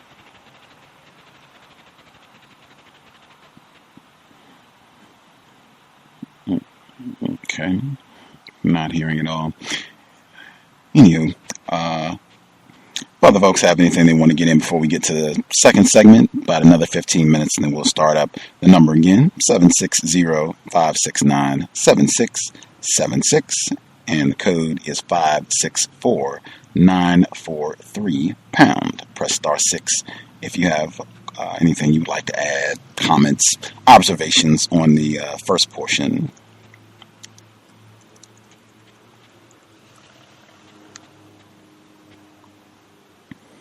See, there was that section about the ants. I think that was Ida May when she was talking about raising the turkeys and just talking about the animals in general, where she was saying how the ant, if they find a crumb and they can't get it, they would get other ants to come and help them. I was thinking about that. I was wondering if she just meant people in general.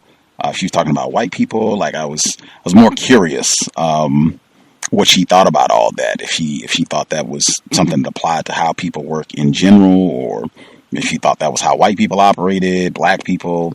I was a little curious about that as well. Let's see.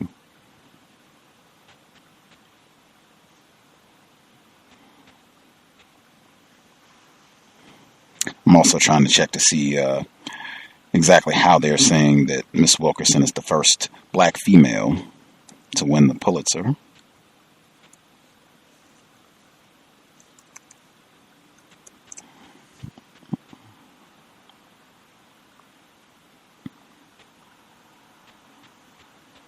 Another thing that kind of is when they were working in the fields and they had their baby sis and the other little baby, Velma, by the tree, and one died from eating plums or something.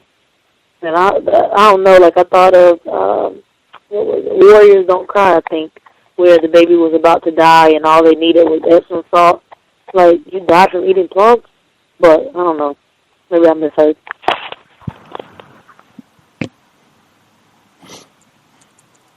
were a couple passages that reminded me of that book. I wanted to jot some of those down. It was several, where I think even one from last week where they were saying one of the females, I guess they were saying it was poor and they didn't have anything. She was out picking cotton and she didn't have money or material for a dress. And it was saying how she boiled flour sacks in order to make dresses and clothing. And I think that was in Warriors Don't Cry as well, where some of the but it might have been Elizabeth Eckford, one of the black females from Little Rock Nine, that they also had done that to make clothing. There were a couple other passages that reminded me of Warriors Don't Cry as well. Let's see. But yeah, the total disregard for black life, that just really stuck out. This week was not that it wasn't constructive, it was just a little depressing, the lynching and then urinating on himself and even them being on the back of this flatbed truck and them, I guess, making a hard turn or whatever and flying off. You got black people saying that some of them fell off and landed on their head, were unconscious, and you get a few nickels after you have to go and fight and gripe for that, and you only get a couple nickels, and the dog is protected riding up in the front seat. Just a little bit depressing to listen to this week, but still constructive. Good information. Which I would say I also would suspect would motivate white people's enjoyment. Something where you're just getting story after story of, black people being horribly mistreated, dying, lynched, all of that. I can definitely see why white people would get quite a bit of enjoyment out of that as well. Let's see. Oh, yeah, the plums. I don't have the page, but I did find the sun bore down on Ida Mae and George, and soon they heard crying near the plum tree. It was Velma wailing and baby sis lying sick with half-eaten plums beside her. Velma had reached up and gotten her some, and baby sis ate them and got the flux, as the country people called it, whatever stomach ailment, poison, or virus had got into the baby. It was a perilous world in the early 1930s, even without Jim Crow. Dysentery, typhus, malaria all thrived in the backwoods of the Deep South before penicillin or common vaccines were invented. Yeah. Oh, and she did. No doctors nearby, and by the time they got baby sis 2-1, it was too late. They buried her in a little box at the church cemetery near Buney. Yeah. Plums. Even that, I would back up. The caller 5972, you should be with us as well. But just backing up where the passage. Okay, it was a perilous world in the early 1930s, even without Jim Crow.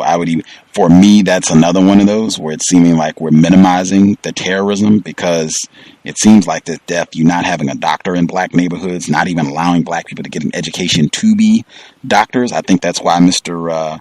Persing Foster, I think that's why he left, because he couldn't practice medicine in the South, so he left and headed west.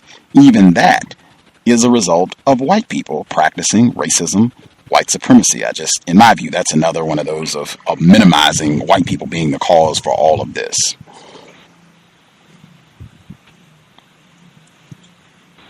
Yeah. I had a drop call. Did you hear my last comment? What I said about my... I did not. Okay, yeah, I was just saying it was kind of ironic that my great grandmother was telling me one time that, and when they used to ride the Jim Crow trains up north, they would make the black people sit in the front of the train because that's where all the coal dust and the steam and everything would fly back into the passengers.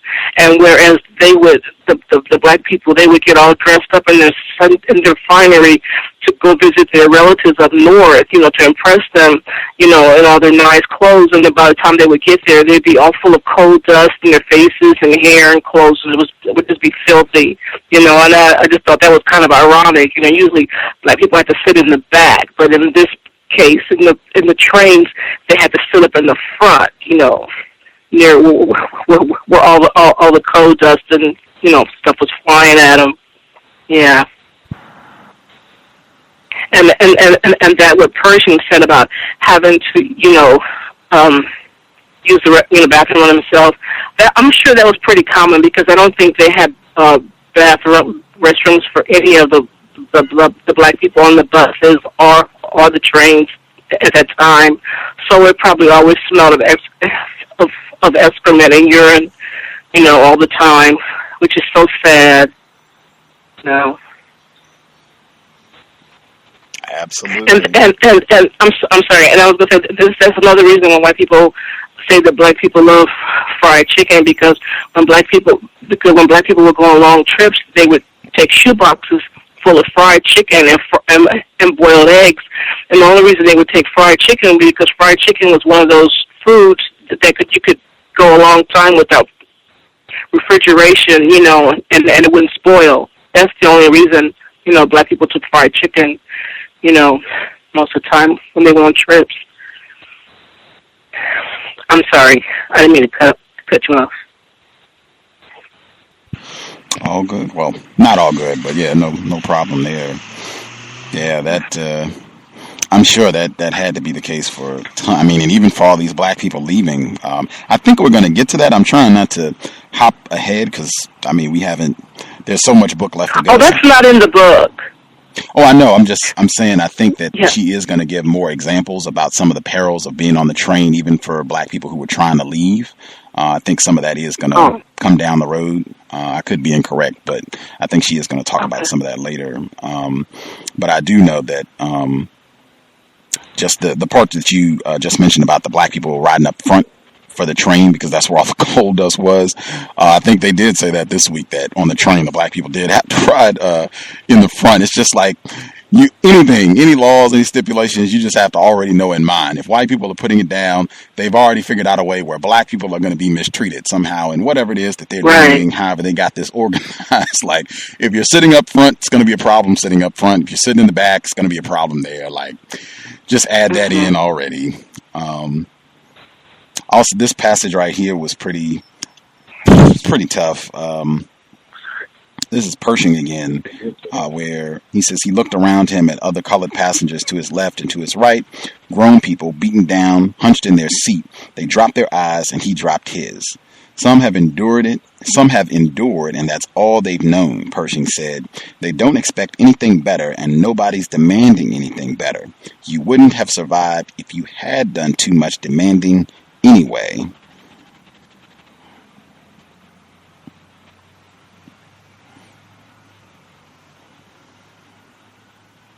And I feel like I still hear black people say similar sentiments to that now.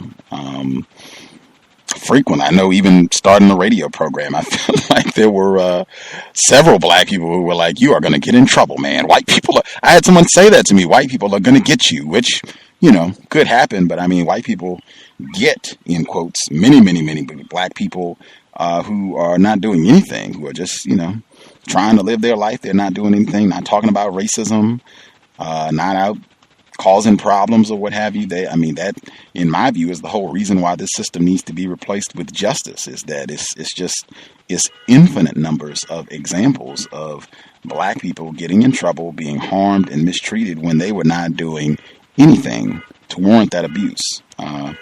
So just keep that in mind. But that is another parallel I see to what's going down right now, 2013.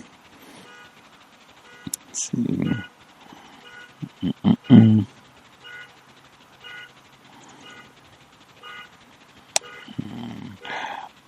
Checking my notes for a few more. We have about another 5 minutes or so left, and we can get to the second portion. Should have time to discuss second portion of the book. Long way to go in this one. We are still pretty much early parts of the book, first quarter, with many, many pages to go. Like I said, the seasons will have changed by the time we get done with this book. The one thing that I am excited about, slavery, or 12 Years a Slave, that will be in theaters by the time that this book ends. So that will be something I'm also looking forward to. But yeah, we're long way to go. Long way to go on this. Lots more to come. I'm curious about how this Atlanta is going to play out. That's what we'll be picking back up at, where they're in Atlanta, drunk and free.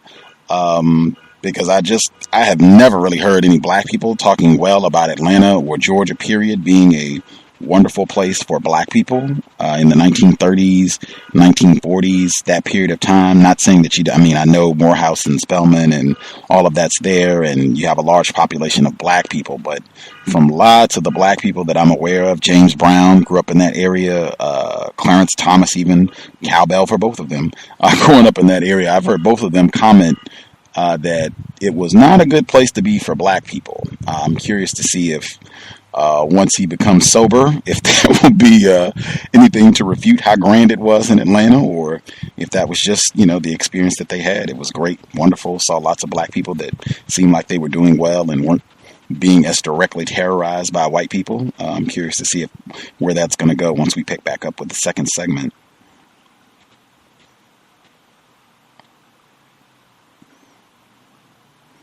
Mm-hmm.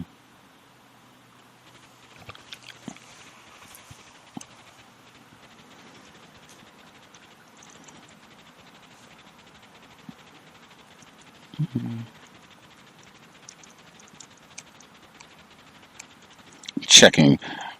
Last thing I do before we get to the second audio segment, I'm double checking on Isabel Wilkerson, how she's being listed as the first black female to win a Pulitzer.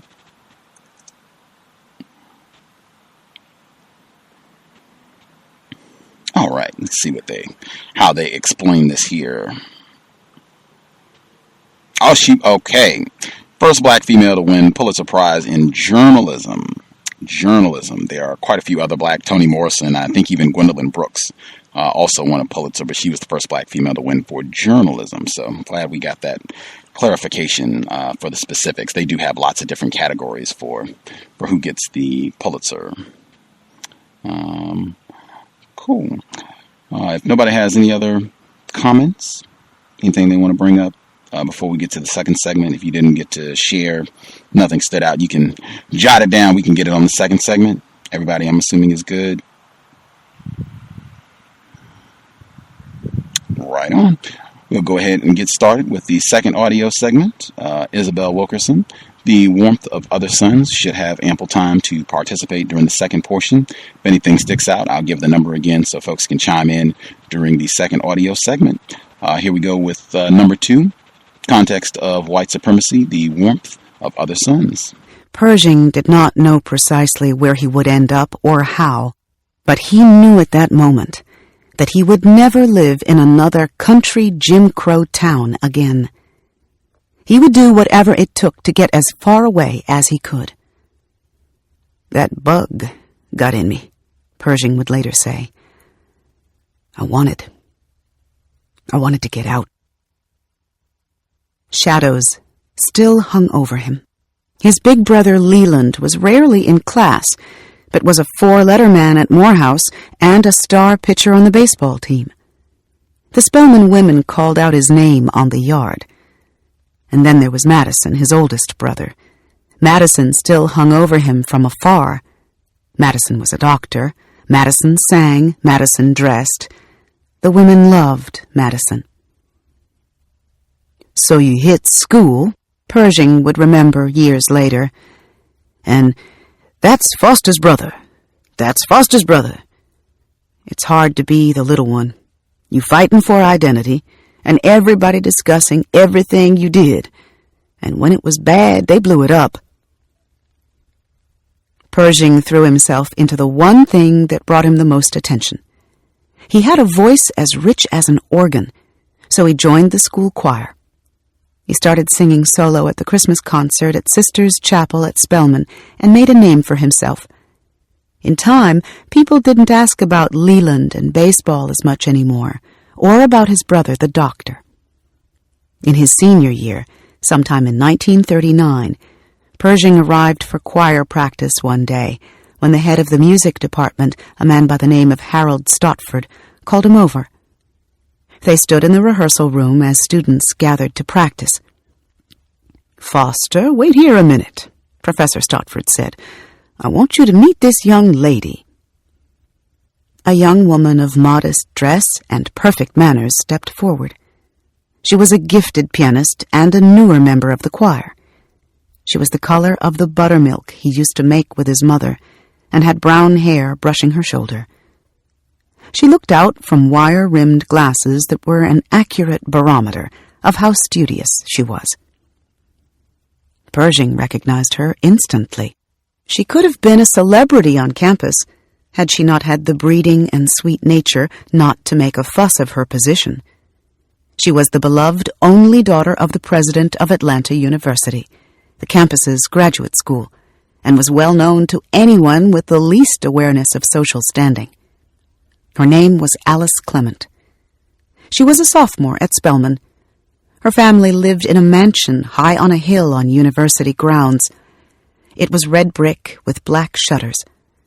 The estate was called Hickory Hill and looked like Mount Vernon. Her father, President Rufus Clement, had a car and driver. Her cotillions and bridge parties were chronicled in the society pages of the Atlanta Daily World, the colored newspaper in town. She was bookish and would not likely have been made Miss Spelman had she even cared to run, but she would know how to throw a dinner party for 12. She was the embodiment of most everything an ambitious colored man of the day was trained to want. "This is the daughter of President Clement," Professor Stotford said, "who happens to be that gentleman there, president of Atlanta University. I want you to meet Alice Clement." "How do you do?" Persing said. He made a mental note to himself to make the most of his good fortune. At the next choir rehearsal, he made it his business to start a conversation with her in the hope that something might come of it. She finally asked him to take her to a party. He was all too happy to oblige. He put on his wittiest, most charming self, and soon the boy from Monroe, Louisiana, was courting the quiet and self-contained daughter of a university president. Persing escorted her to parties, took her to dances with a foursome. He was spending more time up at Hickory Hill and gaining automatic admission to the world of the most influential colored people in all of Atlanta. Persing Foster was not what Rufus Early Clement would have had in mind for his only daughter. Clement had risen from a bellhop and delivery boy in Kentucky to become the head of one of the most elite colored universities in the country and its longest-serving president. He was a square-jawed, politically astute academic who rarely smiled and wore a look of professorial detachment at both the lectern and the many social engagements that demanded his attendance. He met regularly with the likes of Eleanor Roosevelt and Paul Robeson in his capacity not only as a university president, but as a leading figure among the colored bourgeoisie in the South. Clement gained a reputation as a cautious and incurious steward, whom history will record as the man who ousted W.E.B. Du Bois, the leading black intellectual of his time, from a professorship at Atlanta University after years of clashing egos and temperaments. W.E.B. Du Bois arrived at Atlanta University already in his 70s and with plans for an ambitious study on race relations at around the same time that Clement was confronted with this new boy interested in his only daughter. Clement would be at odds with Du Bois almost from the start, perhaps threatened by the long shadow of his celebrity, or put off by the elder man's impertinent disregard for Clement, who was 30 years younger than Du Bois. But it was just as likely a contest between the accommodating pragmatism of the Southern-born Clement and the impatient radicalism of the Northern-bred Du Bois. The two men were the very embodiment of the North-South divide among black intellectuals. In any case, Clement blocked Du Bois's every move, even standing in the way of a $1,000 grant Du Bois was pursuing, according to Du Bois's biographer David Levering Lewis. Du Bois suspected Clement of sabotaging him and said he regretted the necessity of having to work with a president who seemed incapable of appreciating the great opportunity facing the university. For his part, Clement complained that Du Bois had become extremely difficult, and that he believed Du Bois's age was impairing him. In 1943, Clement found a way to get rid of Du Bois altogether by invoking, with the support of the Board of Trustees he had lobbied, an arbitrary loophole requiring compulsory retirement at 65. He informed Du Bois that he would be retired when his contract ended at the close of the school year. The result of this action was disastrous, Du Bois wrote in his autobiography. Not only was a great plan of scientific work killed at birth, but my own life was thrown into confusion. Du Bois fought back in despair against his termination, Lewis wrote. Students from Morehouse, Spelman, Clark, and Atlanta University rose up in support of Du Bois in a scornful letter to President Clement. Our regret, they wrote, is that we did not have more courses under him, and the students who follow us will not have the opportunity which we had in absorbing his rich experience and inspiration. Du Bois was beside himself. There was no earthly reason why this wish of mine should not have been granted and applauded, he said. His northern friends thought they knew what the trouble was. He's buried himself in the South too long, Arthur Spingarn, the NAACP president, concluded, protecting ideas nobody but he understands, and raising hope for change, which may be comprehended in 100 years. Du Bois returned north to New York, where he took a position as Director of Special Research at the NAACP, the organization he had co-founded 34 years before, and moved into an apartment on Sugar Hill in Harlem. For his part, Rufus Clement had proven that even if out of his own insecurities and desire for control, he could be a cunning and formidable adversary. He had prevailed in the short run, regardless of the consequences, or of which side of history he would ultimately fall on. As for this new young man at his doorstep wanting to court his only daughter, Clement was still sizing him up. Pershing was respectful and well-mannered, as Dr. Clement would have expected of any Morehouse man. He was a math major, smart, clearly. But on the face of it, Pershing was just another student who had worked waiting tables at the cafeteria, and who was just now making a name for himself as a soloist in the choir. He had come from some country town out in Louisiana. Someone said his parents taught school or something. Dr. Clement had never heard of the Fosters, nor had he any reason to recognize Monroe. No young man with the courage to come courting his daughter would have had an easy time of it. Worse still, this was not looking like a move up in Dr. Clement's estimation, so he looked judgingly through his spectacles. But Pershing told of the great plans he had for himself. He talked about pursuing his doctorate in biology at Atlanta University. Or maybe going to a graduate school up north, like the University of Michigan or the University of Chicago. Pershing figured that Southern elites always loved those Northern status symbols, even if they didn't care to live there themselves. Maybe he would get a scholarship to go. Then he would apply for a fellowship in New York, maybe. His brother was a doctor, internal medicine, and he was considering that too, by the way. Pershing was talking the president's language, the vocabulary of upward mobility. He had potential. He was ambitious, if nothing else. And Alice, quiet, demure Alice, had taken to him. He had a street wit about him that made her laugh.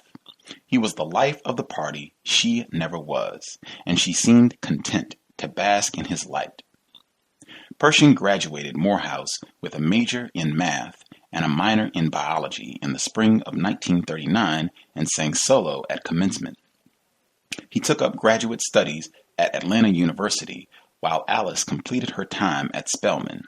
He was moving into a world where great things were expected of him. Dr. Clement looked for him to make good on his promise to become someone worthy of his daughter. Madison wanted his baby brother to follow in his footsteps. His mother, too, wanted a second doctor in the family and knew her youngest had it in him. So he applied to Meharry Medical College in Nashville and was accepted. His mother sent him the registration fee. I sat awake all night, he said. Do I want to go, or don't I want to go? If he could have done anything in the world at that moment, he would have dropped it all and gone up north to New York or out west to California. He'd always had a thing for California. He would go into show business, maybe, and sing and perform on stage. The audiences would love him, and he would be who and where he was meant to be. But he kept his dreams to himself and did what was expected of him. He sent in the registration fee and would start medical school in the South, in the state of Tennessee, a place far from his dreams in the fall. A thin light far away. In the winter of 1919, when Ida May was trailing her father out to the field, George and Pershing were learning to crawl, and the first wave of migrants was stirring to life, an astronomer made a startling discovery. The astronomer, named Edwin Hubble, working out of the University of Chicago, looked through one of the most powerful telescopes of his time.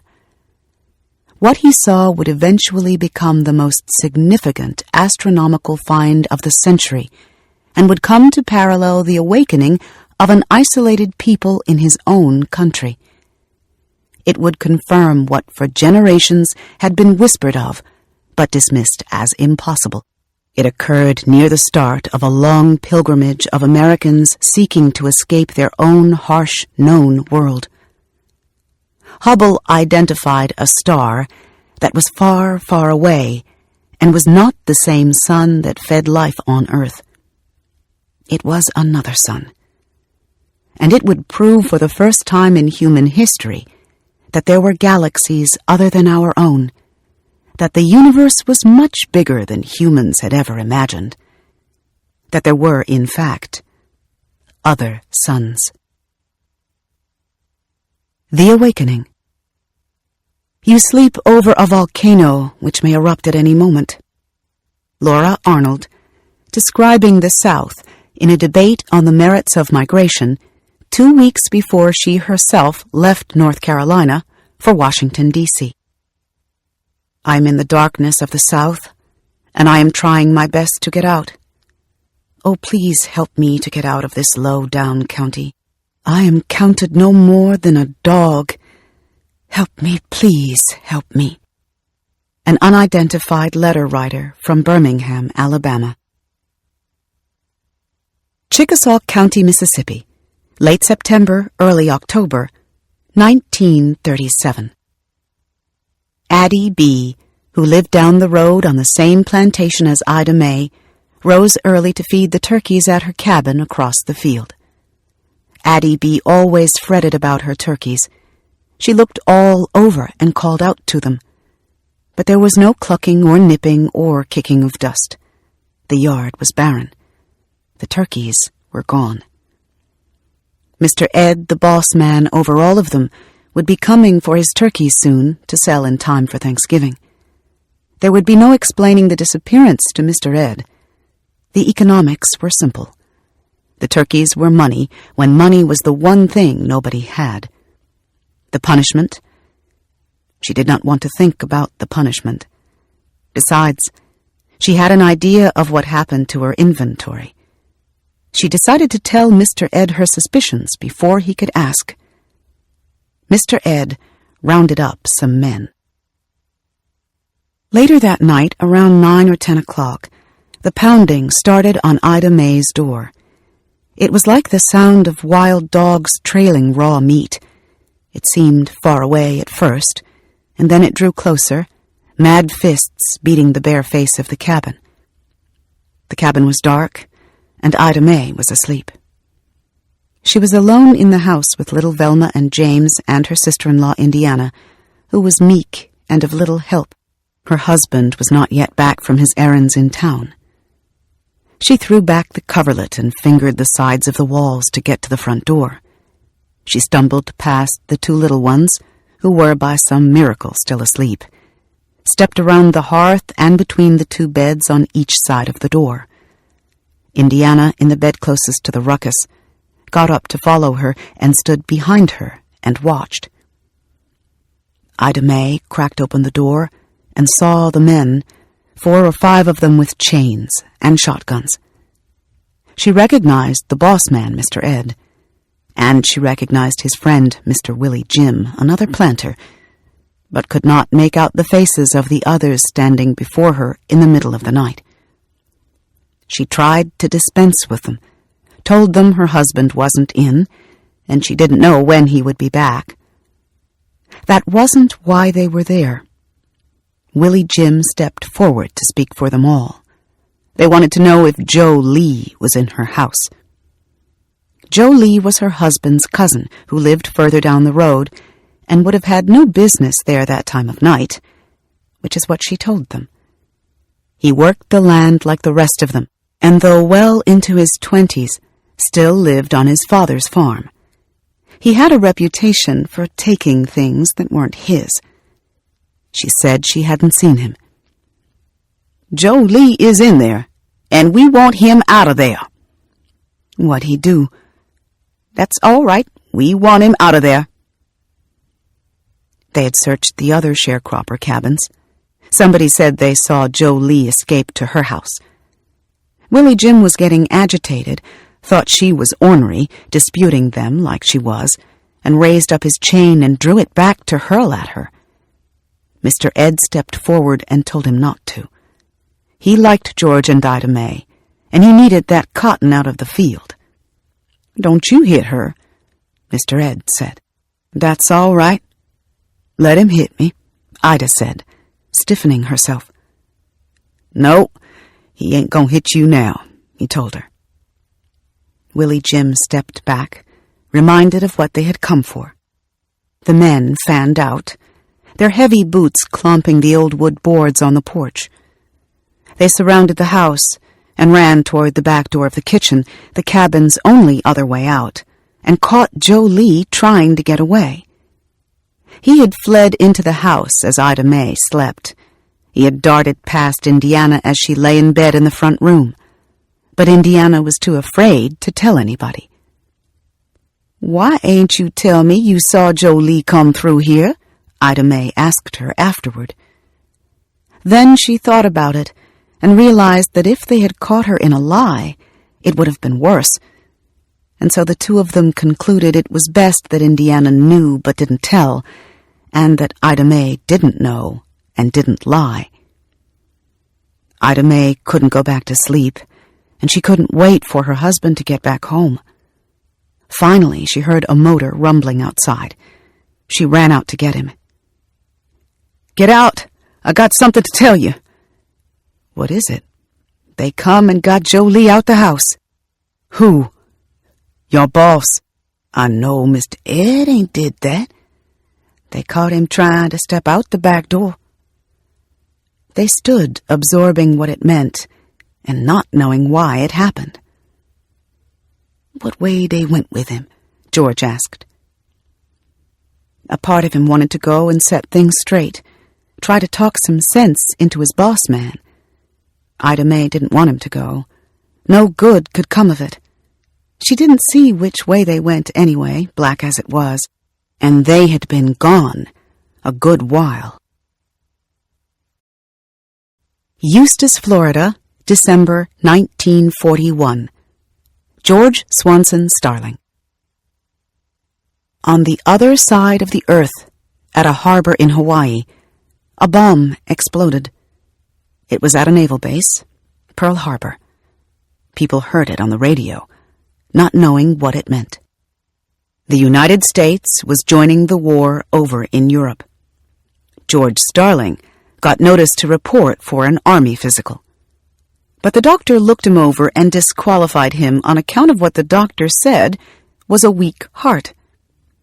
George was scared he would die at any minute, but the minutes turned into weeks and then months, and he figured either the doctor didn't know what he was talking about, or his heart had recovered. In the spring, there would be no work after the fruit was picked from the trees. George was hearing talk of war jobs up in a place called Detroit. The factories that made cars were rolling out planes and weapons 24 hours a day. He did not particularly want to go to Detroit. He didn't have people there, nor did he know much about it. But they were paying a ridiculous sum of money, dollars an hour, instead of pennies a box. He could make enough in a couple of months to last him a year. He heard they were so desperate you could get a job right off the bus. He floated the idea to his wife. Inez didn't want him to go. For most of their marriage, they'd been living with Big George at his house on Bates Avenue. She spent her days sweeping up after the White family she had inherited from her mother and aunt and from her grandmother before them. She was scrubbing toilets when what she really wanted to do, she told George, was to go to beauty school in Tampa, the Angelo Beauty College it was called, and learn how to fix hair. She hardly ever saw George as it was. When he wasn't out picking fruit, he was out in the backwoods selling insurance. Lately, he had taken to ferrying people around in his old car as if he were a cab driver. There were no taxis for colored people, so he took people to town for groceries or picked them up after the show to make a little extra money. Friday nights, all day Saturday and into Sunday evening, George was gone, carrying other people to the things he and Inez could be doing together. He called himself saving for the future. He had it all planned out. He would save enough money to put her through beauty school. Then she would start working and help him finish college in Tallahassee. That would be their freedom. So he gave his weekends to his passengers. Sometimes they just showed up at his house for him to take them somewhere. Inez was stirring the grits for breakfast when Lil George came into the kitchen one morning. "Well, I'm gonna run this guy downtown to do his shopping," George said. "I'll be back by the time you get breakfast ready." He took the man downtown and dropped him off with his groceries. On his way home, somebody else flagged him down. "Hey, Lil George, what you doing?" "I'm not doing anything. How about running me downtown?" He would start his morning with the best of intentions and not get back until dark. "But all the while I'm away from home. I'm working," George said. He knew he would be in for a fight as soon as he stepped in the door. "My wife would be swole up big as this room by then, 'cause I'm gone all day." George figured as much and tried to soften her up. "I know you thought I wasn't never coming back," he said. She grunted, fuming still. He told her what had happened and how people had flagged him down in the street and had no way to get their groceries, and how one thing had led to another, and you know there was no way to reach you because there weren't any phones to call from, and anyway, look at what I got. 50 cents on this trip, $1 on that one, and at the end of the day, George pulled in $5, $10, $20, sometimes $30 in change. "See how much money I made while I was out? I made all of this." He dumped it all on the bed, quarters, halves, and paper money. Inez was too mad to look at it. "Well, all of this goes toward your going to school. That's what I'm scuffling for, so you can go to school." She kept quiet, so he went on. "I'ma let you save it now," he said, "'cause you know I was sincere. You put it in the trunk, so you know where it is. So when you get enough to go, you can go." But she wouldn't get over all those lost weekends so easily. If he took her once for granted, she would do the same for his. She stood there as if she hadn't heard him. So George went and put the money away himself. Soon he had mason jars full of quarters and halves, fruit jars filled with nickels, and change rattling in tin cans, the start of a future in bottles all over the house. It was the start of 1943. When the picking season was over and it was nearing spring, everybody's money went dry. The people needing rides trailed off. George saw it coming and started talking again about going to Detroit for the summer to make enough for them to go to school. He made a note to himself. 1943 was the year for Inez to go to beauty school.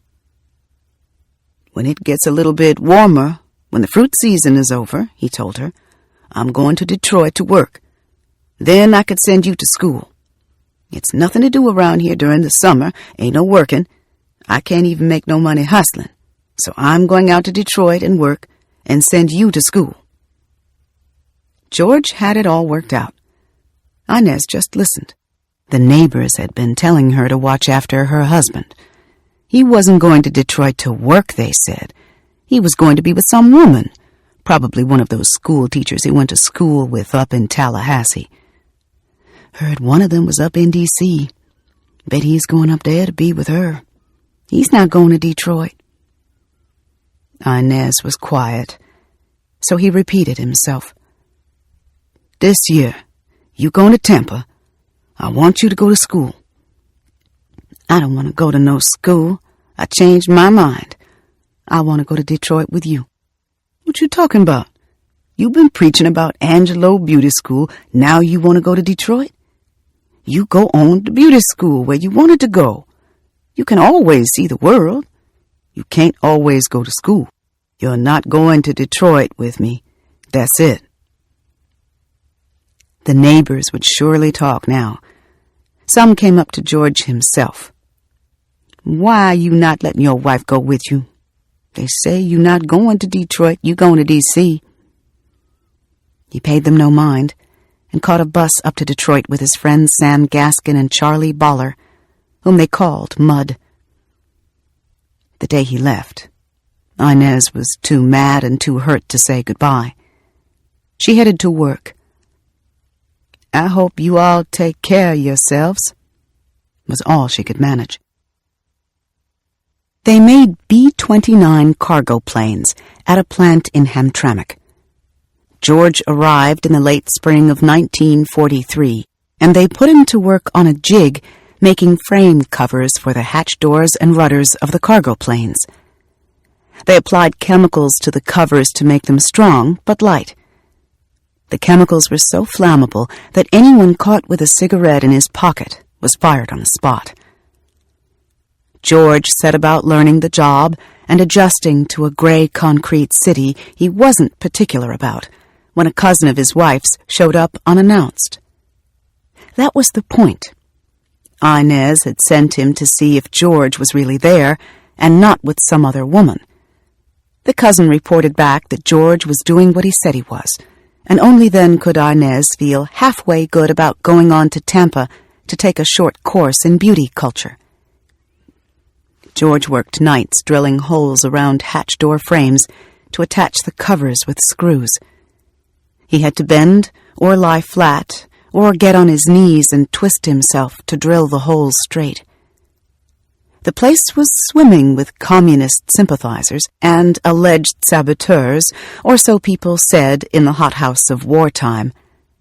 Because spies were believed to be inside the plants themselves, any missing or wrongly placed screws were enough to draw suspicion and reprisals in an already cheerless endeavor.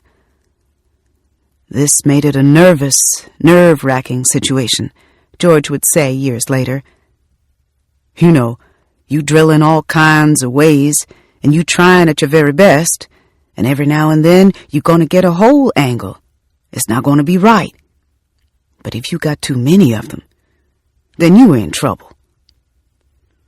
And every minute, George was scared the whole place would blow up from all the chemicals and paranoia. Then on the humid night of Sunday, June 20th, 1943, a fight broke out between several hundred white and colored men on Belle Isle, a park extending into the Detroit River on the east side of town. The fighting spread north, south, and west as rumors circulated among blacks that white men had killed a colored woman and thrown her baby into the Detroit River, and among whites that colored men had raped and killed a white woman in the park. Neither rumor turned out to be true, but it was all that was needed to set off one of the worst riots ever seen in the United States, an outbreak that would mark a turning point in American race relations. Until the 1943 uprising in Detroit, most riots in the United States, from the 1863 draft riots in New York to the riots in Tulsa in 1921, to Atlanta in 1906, to Washington, D.C., to Chicago, Springfield, and East St. Louis, Illinois, and Wilmington, North Carolina, among others, had been white attacks on colored people, often resulting in the burning of entire colored sections or towns.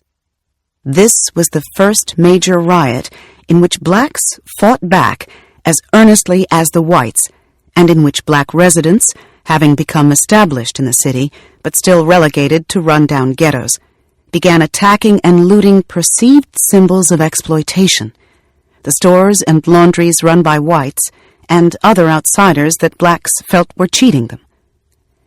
It was only after Detroit that riots became known as primarily urban phenomena, ultimately centered on inner-city blacks venting their frustrations on the ghettos that confined them. The Detroit riots went on for close to a week, ending in 34 deaths and more than 1,000 wounded. The Sunday night the riots began, as many as 5,000 people joined in the stoning, stabbing, beating, and shooting. So many people injured that the municipal hospital was admitting riot victims at a rate of 1 a minute. George was living at 208 Josephine near Hastings and Woodward, and heard the mayhem in the streets and on the radio all through the night. He was living in the middle of the crowded colored quarter, mockingly called Paradise Valley, where blacks were stoning the cars of passing whites. Whites were beating up blacks as they emerged from the all-night theaters on Woodward, and an inspector on the scene reported to the police commissioner that the situation was out of control. The rioting continued into the next morning. It was now Monday, the start of the work week. A co-worker of George's called him up. "Hey, Starling, what you gonna do?" "Do about what?" "About going to work." "I'm going." "Man, you must be crazy." "What you talking about?" "Don't you know? Where you been? You didn't know it was a riot going on?" "Yeah, but I ain't got nothing to do with it. I ain't in no gang." "This ain't no gang fight. This is a riot." "Well, they ain't gonna bother me. I ain't done nothing to nobody. I'm going on to work." "You gonna get yourself killed." George had to take 2 trolleys to get to Hamtramck. He boarded the first in a colored neighborhood and instantly knew something was wrong. The colored people were sitting up straight. The white people were crouched in their seats so they couldn't be seen out the window. "Wonder why these people down on the floor like they are," he asked himself. The trolley made its way to a white neighborhood, and now the colored people crouched down, and the white people sat up. "Well, what in the devil is going on?" he said to himself. The trolley pulled into the intersection. A mob, 2 blocks long, stood cursing outside the trolley. "What's wrong with all them people?" he thought. The mob became a single organism, descending on the trolley. The trolley operator moved fast. "He went back the other way," George said. "That's the only thing that saved us." And that's when I began to realize the seriousness of this thing. He managed to make it to work that day, but the trouble wasn't over. The rioting continued all day Monday and into a second night. When he got back home to Hastings Street that evening, a mob was approaching from Woodward, howling and turning over cars. "I ran so fast till my heels were hitting my back," he said. And as he rounded the corner onto Josephine, he could see a colored mob forming. "They were turning over white cars," he said, "dumping the people out like you dump ashes out an ashtray and setting the cars on fire." Some colored men in his block stood on the sidewalk, trying to figure out what to do. They had gathered the empty bottles in their flats to throw at people if it came to that. "We were wondering how it was going to end up," George said. A white undertaker in the block joined the colored men, contemplating the situation. He did not leave when the other white people fled. He fixed his feet on the ground with his neighbors who happened to be colored, and let it be known where he stood. He might need their protection if it came to that. You know, them white folks raising hell over there on Woodward Avenue, the white undertaker started to say. Yeah, they sure are, George said. The white undertaker drew closer and into their circle. But us colored folks is giving 'em hell over on Hastings, he said.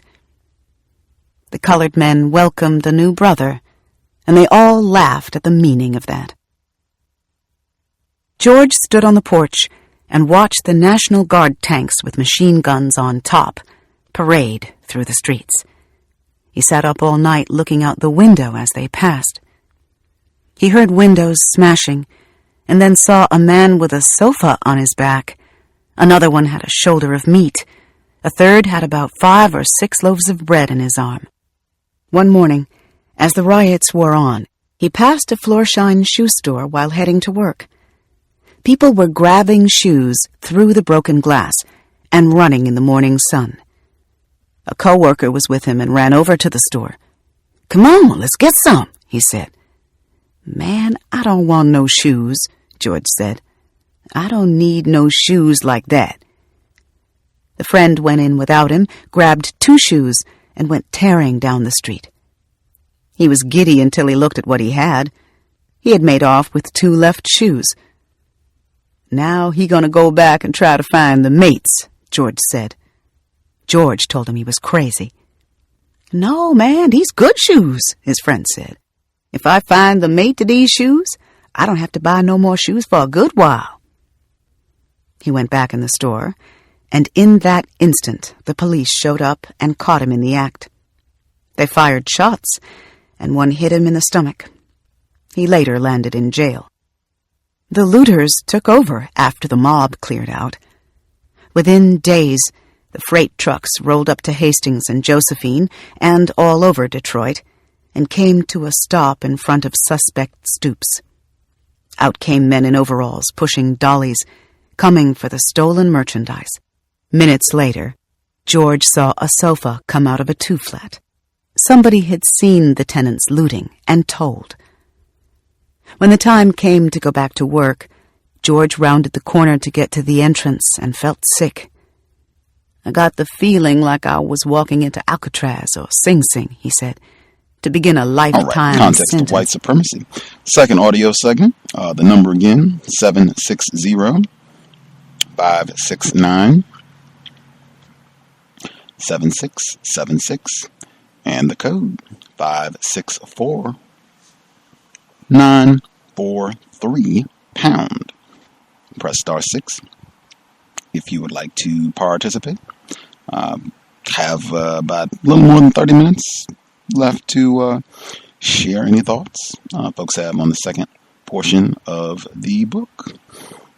Folks should, I hope people have been keeping abreast of some of the different news reports on Detroit, given what we just heard in the second portion of the book, but everything that's going down with them declaring bankruptcy. There have been quite a few dialogues, reports that have tied the bankruptcy to racism, white supremacy. Not all, but I have heard several. I know Michael Eric Dyson recently did a segment. There's a white man who has a great book. I needed to follow up on it, but Mr. Seawood, he was just with us like last week, black male in Detroit, and he was. We were going to share some of the time, but we just ended up getting focused on film and his work and other things. But he was going to give us a few thoughts, his views with regards to the bankruptcy in Detroit.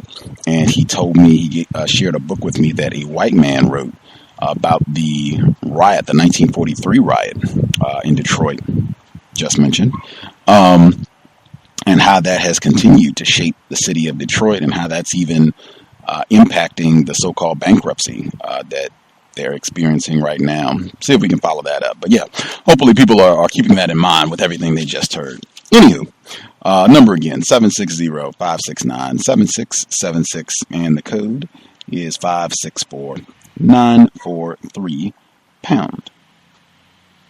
We'll see if anybody has any thoughts on the second segment. Slightly depressing, but to be expected under racism, white supremacy. It's not like things are good on the plantation. Let's see. Not sure there's a problem, but it looks like there were folks who dialed in and then a lot of disconnects. Not sure if there's an issue or people are just don't have any thoughts on this portion of the text, but we'll wait a moment, see if anybody has anything to share on this week's portion.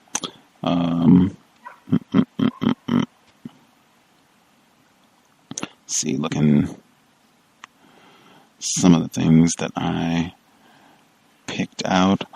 Ornery, one of my favorite words, right up there with curmudgeon.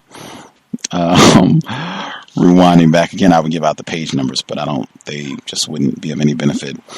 This is back the tense scene where the white mob came to do whatever they did with Jolie, nothing good. Where they get to the cabin. This is item A, way back. It's right like the beginning of the second segment that we started, where it says, so the white mob will arrive. Jolie is in there, and we want him out. And we want him out of there. What do you do? That's all right. We want him out of there. They had searched the other sharecropper cabins. Somebody said that they saw Jolie escape to her house. Willie Jim was getting agitated, thought she was ornery, disputing them like she was, and raised up his chain and drew it back to hurl it at her. Mr. Ed stepped forward and told him not to. He liked George and Ida Mae, and he needed that cotton out of the field. Don't you hit her, Mr. Ed said. That's all right. Let him hit me, Ida said, stiffening herself. No, he ain't gonna hit you now, he told her. Willie Jim stepped back. Reminded of what they had come for, the men fanned out, their heavy boots clumping the old wood boards on the porch. I thought that was significant and even reminded me of the female caller. I think she used the handle Peaches, if my memory serves. But it reminded me of what she said about the way the characters are presented. And I mean, this is racism, white supremacy, so, white people would be to blame for all of this, but presenting the characters being presented in a manner where they are not fighting back or are excessively humble and servile to the white people in the book, I would say this example right here would definitely qualify. Not that I'm expecting her to, jump up in a white mob's face and start giving them what for and, grabbing something to smack them over the head with. Not that I'm expecting that, but that is pretty astounding to have a black female saying that's all right, let him hit me, and then, bracing to be hit with a chain by a grown white racist. I mean, that's, wow. And you have the white savior component as well. Where it's not just she's servile and, do whatever you're going to do. I'm not going to stand up for myself or fight back. But then you also, the white guy gets to be the hero, where it's not that white people were cruel brutes. You had some good white people. This Mr. Ed was willing to step in and intervene on Ida Mae's behalf and making sure that she doesn't get beat down. Part of the problem, in my view, again, where we always got to find a good white person. John Brown, Timothy Wise, Jacqueline Battlelore, got to be somebody. Got to be a good white person who wasn't a savage psychopath terrorist. And even I do appreciate the fact that she left it in. It's not like Mr. Ed intervening for Ida Mae. It's not like he's doing this because he's not a racist or because he loves black people.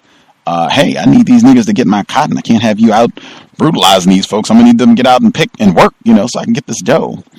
Thought that was significant for many reasons, that portion there.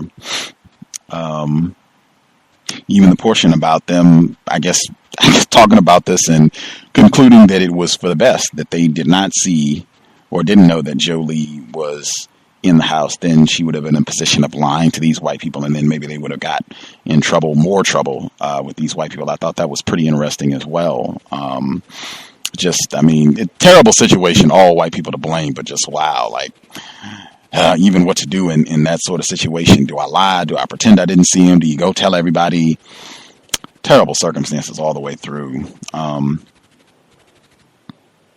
see, checking through some of the other notes that I took.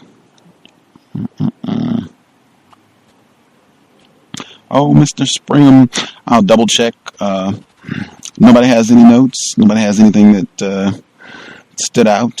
It would be mildly surprising. Let's see. The 5973. I think she was using Peaches. Your line should be open. Yeah, this is Peaches. I'm calling because you was talking about how there always has to be a good white person to take care of everything and everything. But I remember reading in some of the older books, the only way black people were able to have anything, or if they were to have businesses and stuff back in those days, especially in the South, they always said they had to have a good white person in their pocket, and that would keep the other white people from leaving them, from harming them. So when you said that, you always got to have a good white person around, that's what it reminded me of. And I kind of think that was true. In a way, it was kind of like that good white person kind of protected them, from the general white population, if you will.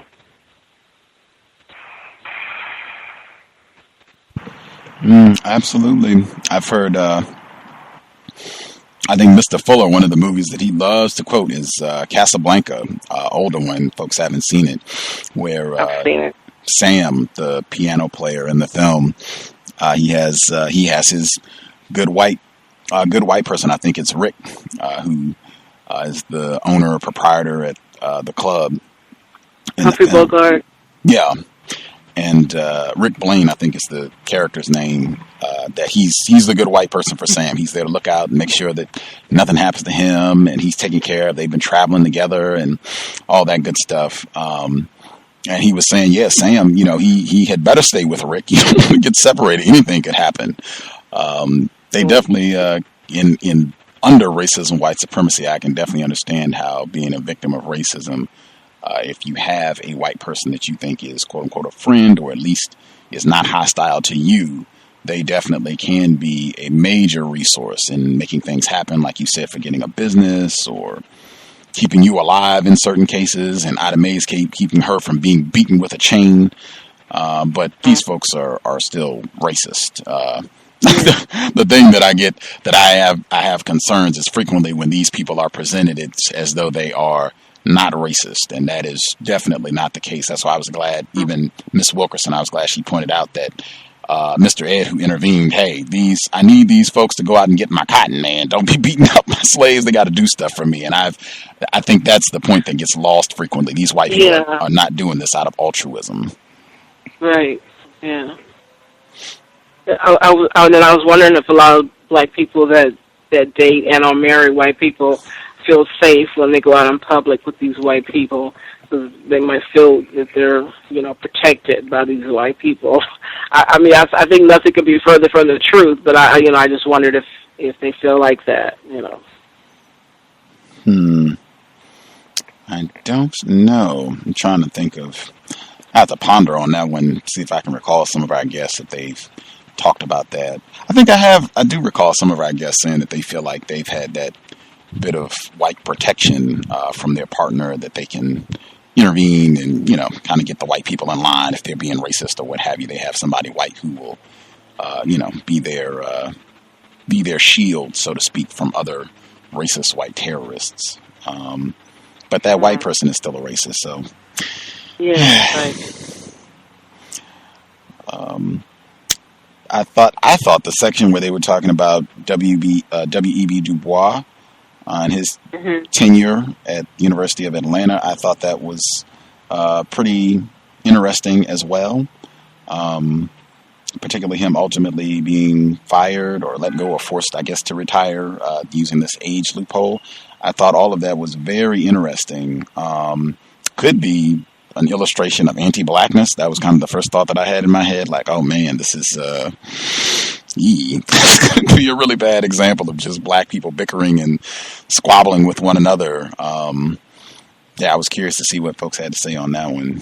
I didn't even know that he was a president of a university or whatever. And I didn't know that he was the co-founder of the NAACP. I thought it was white people that started that, and they just put him in charge. Yeah, I definitely was under the impression that white people just took over and continue to dominate and exert the most powerful influence on what that organization does. I definitely have been given the impression that that has been the case, continues to be the case, even to this day. But I'd heard of his tenure at the University of Atlanta. I guess I can get second mention in from Michael Eric Dyson.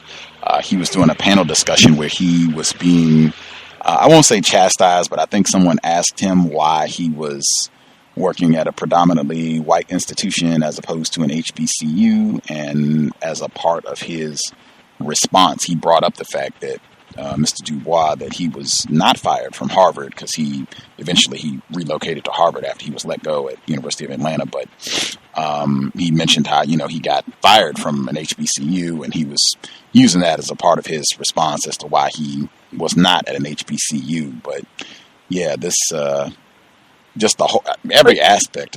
Go ahead. Are you sure it wasn't that West? What's that guy? His last name is West. Dr. Cornel West? Yeah, it sure wasn't him, because I know he was at Harvard, and he was criticized for being at Harvard. And he was the one, I think he was the one that said something similar to that. I'm sure both of them, or I'm even sure they are not the only two who have probably gotten that criticism, because I think I have heard some people make a similar critique of Dr. West, but I'm pretty sure it was Michael Eric Dyson that I have a image in my head of seeing him give this response when somebody kind of, and I don't think they were being rude. If I find the video, I'll post it or what have you, but I don't think they were being rude. I think they just asked the question, and that was a part of his retort. But I would not be surprised if Dr. West has fielded a similar question or critique, and he might have also, pointed out Dubois being let go at Atlanta University. I thought even the mentioning, I know Pumpkin, she had mentioned before, because this guy's name has popped up several times in the book clubs that we've been doing.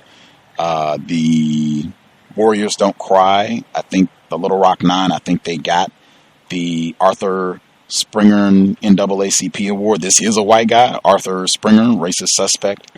Where I think even this award continues to be given out. I don't regularly watch the NAACP awards, but I think this is something that is ongoing, where a black person victim of racism gets this prize that's named after this guy who, in my opinion, racist suspect. But his commentary I thought was fascinating, where he says his northern friends thought they knew what the trouble was. This is with regards to why Dubois ended up being terminated, or his contract wasn't renewed. He's buried himself in the South too long, Arthur Springarn, the NAACP president, concluded. Protecting ideas nobody but he understands, and raising hope for change which may be comprehended in 100 years. I thought that was a really interesting statement to come from this, as I said, racist suspect on Dubois being let go. Apparently this is in Shirley Graham. Dubois, His Day is Marching On, a memoir of W.E.B. Dubois, published in 1971, where she has this quote. White people really, really good at instigating and making their little side comments, backhanded criticisms, really, of black people, how we respond to racism, white supremacy, and old Dubois didn't know what he was talking about anyway, and pushing all these crazy ideas that don't even make any sense, and things that aren't going to happen maybe for 100 years, just trifling and tacky all the way. And just I'm reminded, again, this is somebody who I think is still celebrated and memorialized as though this guy was a wonderful contributor to the fight against racism and everything the NAACP is about. Just tacky, trifling as usual. That's probably how come he finally moved to Ghana, because he just couldn't take it. he said he realized this country was never going to change. I feel him.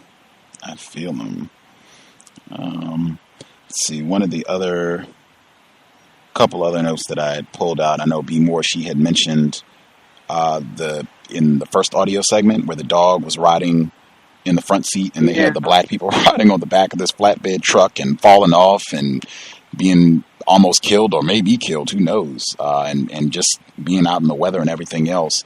This is the anonymous letter. This is at the beginning of the section, The Awakening, where the person wrote, "I am in the darkness of the South and I am trying my best to get out. Oh, please help me to get out of this low-down county. I am counted no more. Then I am counted no more. Then a dog, help me. Please help me." Unidentified letter. It's from Birmingham, Alabama.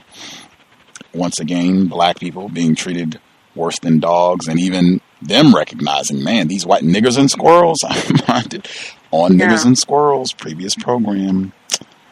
Because in that book, Slavery by Another Name, that guy that wrote that book, he was saying that the dogs ate better than the workers, than the black men, Yeah.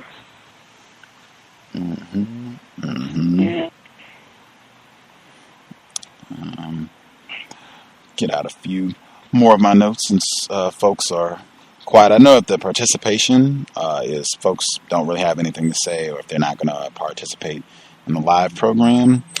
This is what I said during Yurugu. It's supposed to be a book club, sharing views, not just Gus chatting. That's what book club's supposed to be. Folks read or listen in our case and share their thoughts. So I would then, plus this is a long book. We're going to go through the whole thing and folks are not going to participate or just sit and listen. I will be progressively more grumpy and ornery as we go if that is the case, particularly since you all voted on this book. But I did also pick out the section. This is, I guess, when prior to Mr. Dubois being let go, Mr. Persing Foster, when he's at Morehouse and he's first meeting Alice Clement, she's the president's daughter. The passage, it's not even a critique. It just stood out as interesting to me. They're talking about Alice Clement, and it says she was bookish and would not likely have been made Miss Spelman had she ever even cared to run, but she would know how to throw a dinner party for 12. She was the embodiment of most everything an ambitious colored man of the day was trained to want.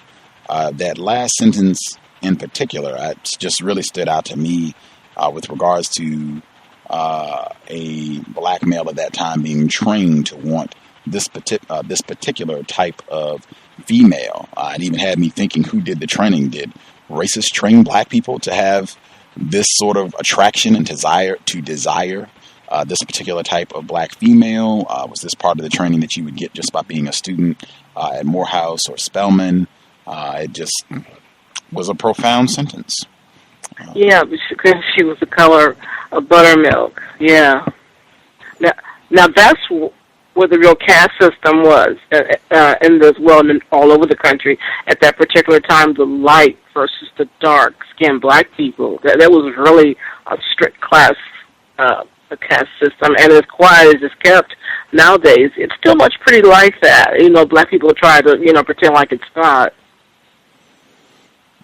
Agreed. I don't know if it comes up in the book or not because I haven't read this before, but I do know in the interview, I don't know if I played it last. I think it might have been the introduction that I used for the last week's program, the third section of this book, where it's a white man actually who asks her a question about that, about the colorism, I think it's sometimes called, light versus dark, amongst victims, black people. He asked her about that, and she, I thought she gave a pretty solid response.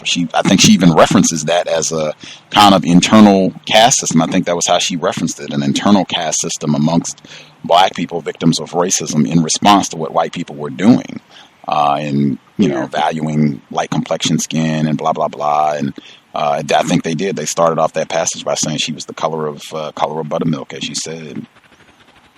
And I'm surprised that her father would even allow Pershing to marry her, because I think he was more of a brown skin person. I think I don't think he was light skinned. I think I actually saw a photograph of him like this week, because I just talked to my high school buddy, and he was saying that he met Mr. Persing Foster's daughter, and I was going online just that alone. I went online and looked, and I saw a photograph. I think he is darker complexion. I definitely, if the photograph that I saw is accurate, he is definitely not somebody who would have passed a brown paper bag test or been considered light-skinned at all. Yeah, I'm surprised he even allowed his daughter to marry him, because, they always were real serious about keeping that light skin in the family. Mm-hmm. Yeah, it might have been his education may have trumped, since, they talked a lot about him having potential, and, he's going to go on to do great things. So, that potentially being somebody who could be a high wage earner, that might have compensated for him not being as light complexion, having more melanin. Yeah, because even, I've always seen, when I was a kid, I always would see darker skinned black men, usually with lighter skinned black females, and it was very seldom when you saw the other way around, so. Right there. Yeah. Looking, I had a few more notes. The section where they were talking about Detroit, or going to Detroit with George and Inez. The passage, again, I don't have the page numbers, but they're talking about this whole going to Detroit. Inez, is she going to go? Is she going to go to school or not? And all of that. Miss Wilkerson, she writes, Inez didn't want him to go, talking about her husband, didn't want him to go. For most of their marriage, they had been living with Big George at his house on Bates Avenue. She spent her days sweeping up after the white family she had inherited from her mother and aunt from her grandmother before them. She was scrubbing toilets when what she really wanted to do, she told George, was to go to beauty school in Tampa, the Angelo Beauty College, it was called, and learn how to fix hair. Just the term inherited, I thought was phenomenal, or I don't even know. That's slave. Yeah, to be talking about these racists that you work for, cleaning their toilets and doing whatever other housework, to say that you inherited this white family in this work, that is profound. I would think, if anything, it would be the other way around, where the white people would be saying, we inherited this family of niggers from our great grandmothers, and we've just had this nigger family working for us for, the past 20, 30, however long this has been going on. But for this amount of decades, I thought that was just quite a way of describing it, to say she inherited this work and this racist family. Yeah, I've heard stuff like that before too. Yeah, and then speaking of light skin versus dark, my grandmother, her daughters, they were all light skinned, and she made sure that they were all they all attended college and graduated, because she didn't want them working in white people's houses. Stuff, and I just wondered, if maybe they had been darker, skin, she would have cared that much, Would ring my cowbell there. The rape potential is astronomical. Right. Doing that. That's what it was. Yeah, that's what it was. Yeah, and my mother said that people would tell her when she was younger, told her, you and your sisters could go to Hollywood and get movies. And get roles in movies and playing maids because you're light skinned. And my mother said, I would never want to go to Hollywood and be in a movie playing a maid just because I'm light skinned, But yeah, people put a lot of emphasis on that light skin back then. Yeah. Still do. Still do. Yeah, that's right. They still do, right. Mm. Yep. Yeah. Major sickness.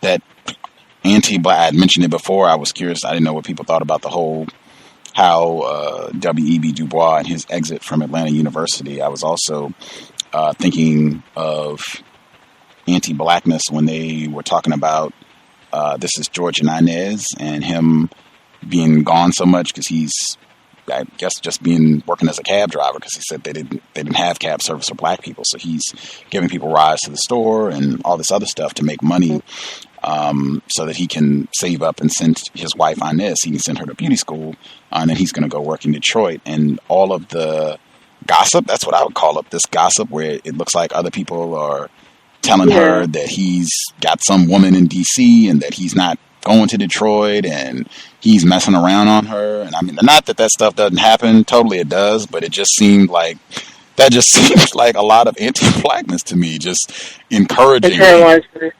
Right.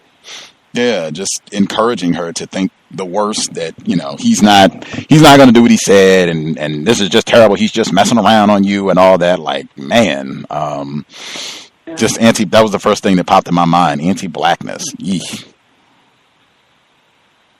And that cab service thing, that still happens in a lot of black communities now, because a lot of black communities where the communities are all black. It's hard to get cab services to come into a lot of those communities. So there are black people that actually use their cars, you know, their vehicles to take people around, you know, to stores and stuff, and that's how a lot of them make their money, you know, even now.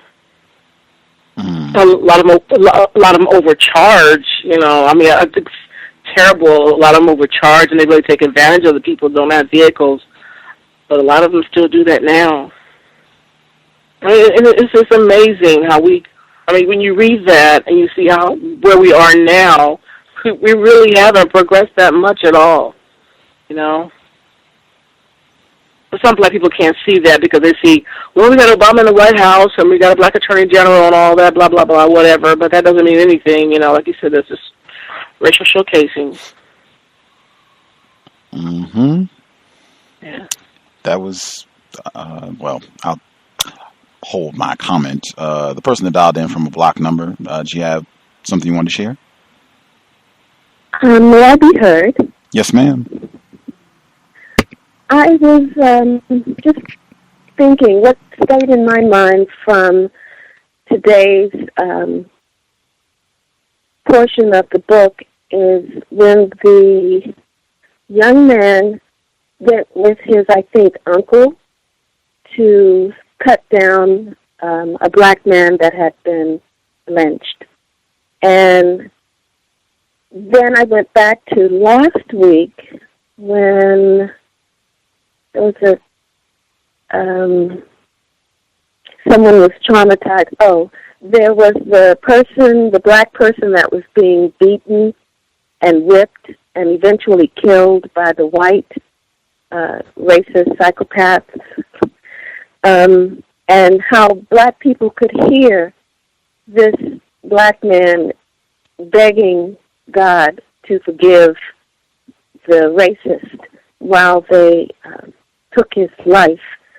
And I thought about the two instances of trauma and how it had to terrorize every single person who saw the aftermath, who saw the aftermath or heard what was taking place, and then just thinking about that exponentially over hundreds of years, what that has done to us, why many of us, all of us, cannot think our way out of the box, some would say coffin, that racist man, racist woman, and racist child has built for us. I think about, and also the scene talking about the black people hunkered down. at the back of the train coach, I believe that took place this week. And I then went to what I experienced when I step on the public bus system in this area of the world. There are, in certain areas, reticulated buses that are very long, that go from the farthest end of the city, which is predominantly black on one side, and as it continues up, heading north, it's getting lighter and lighter, more gentrified. Now, the gentrification is also taking place in the predominantly black areas, but not to the degree that it is as you head further north at this point. But, of course, that's going to change as well. And I think about when I get on the public transportation onto the reticulated bus, and I look back, and it's in the area where it is predominantly nothing but non-white black people sitting on those buses. And I note at how we are hunkered down and looking beaten down and traumatized. You can see it even in the young children. And that just stuck out in my mind, how we've had generations upon generations of hearing people being beaten to death, hearing the rapes, seeing the rapes, experiencing the rapes, experiencing the beatings, the lynchings, on and on and on. And when you understand at that level, at least for me, I can empathize more with why non-white black people are the way they are. I also was kind of triggered. My memory was triggered listening to the description of the riot. My mother experienced the 68 riots. I was a baby in a crib, and my mother would tell me, I don't remember it, but my mother would tell me in great detail because of how horrific it was for her. She told me about how she had to fill the bathtub up with water, all pots and pans with water. She got all of the towels that she could because she didn't want me. They were lobbing tear gas in the area and burning buildings. And she was so terrorized by that she wet these towels, anything she could get her hands on, sheep's towels, put them to the windows, put them over the doors, praying that we were not going to be burned out or burned, period, praying that I would not become sick from inhaling the smoke and tear gas fumes. And just listening to that description tonight, it triggered me back to how she used to talk about that and made me realize that I've been through a lot, but wow, older people have been through, in a lot of ways, a great deal more, and it's understandable why most of them can't talk about it.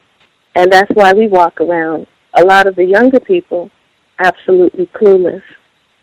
So I just wanted to share that. I'll mute my line. That's a good point. Thank you for sharing. Thank you for sharing. Yeah, a lot of these people got to be still around who went through some of this. And I think I said that last week, that is, even though we haven't read very much of the book yet, that is one of the huge lessons that is sticking out for me. I can totally understand, not that I think it's constructive, but I totally understand how older black people have no interest in reliving or discussing any of these traumas that they experienced. I totally got it. If I had to sit on the back of a dusty bus with white people calling me nigger and boy and all the other horrors and no bathroom, urinating on yourself and all the right. driving, going to work, or just trying to live your life. And, oh, they've lynched a black person. Let's go get this body out of the tree. I mean, Right. I would have no interest in ever talking about or thinking about that again. It's true that is certainly the most natural response that most people would have, but at the same time, they're hoping and praying, the older people were hoping and praying that we would not suffer the same things they did, like the instance where the young boy was named after a white, a racist child, in the hope that this would somehow give him good juju, if you will, and help to protect him from the reality, the viciousness of what we experience. And it obviously hasn't worked. It will not work under these continued brutal circumstances. And the older people, yes, I certainly empathize with them and understand why they cannot bring themselves, some of them, most of them, to deal with it and to talk about it, but they don't understand. I don't think that they're then bequeathing the next generations to the same absolute hell. And I'm wondering if the system of chattel enslavement and Jim Crow, no, I'm not wondering, I know that they haven't, that those systems, the system of global racism, white supremacy, has impacted us to the degree that we have now shut off some of our feelings towards people who look like us, so that, hey, you're going to deal with this, I've had to deal with it, I'm not going to care as much as I would under normal circumstances, like the turkeys would protect their young. We are not protecting each other. And the system has made it so you really can't, because if you do, you are going to be that person yelling and screaming, begging for your life, and then begging to die while also begging some white God in the sky to forgive some white people or whatever else, whatever other kind of hell that we go through. It's sickling. I mean, this is a fascinating book. I'm enjoying it. But I also understand that to date, to this moment, there's nothing in this book that's going to make white people cringe enough to want to look at themselves and want to change anything. That's why they love it. Because she talks about the lynching pretty matter-of-factly. You know, okay, youngin', come with me, 10-year-old, let's go cut this human being out of this tree. And then nothing else is said, unless she's going to come back to it at a later point in the book. I doubt it seriously. So racist man, racist woman, racist child will continue to feel very comfortable. Mm-hmm. That's it. That's the impression that I got.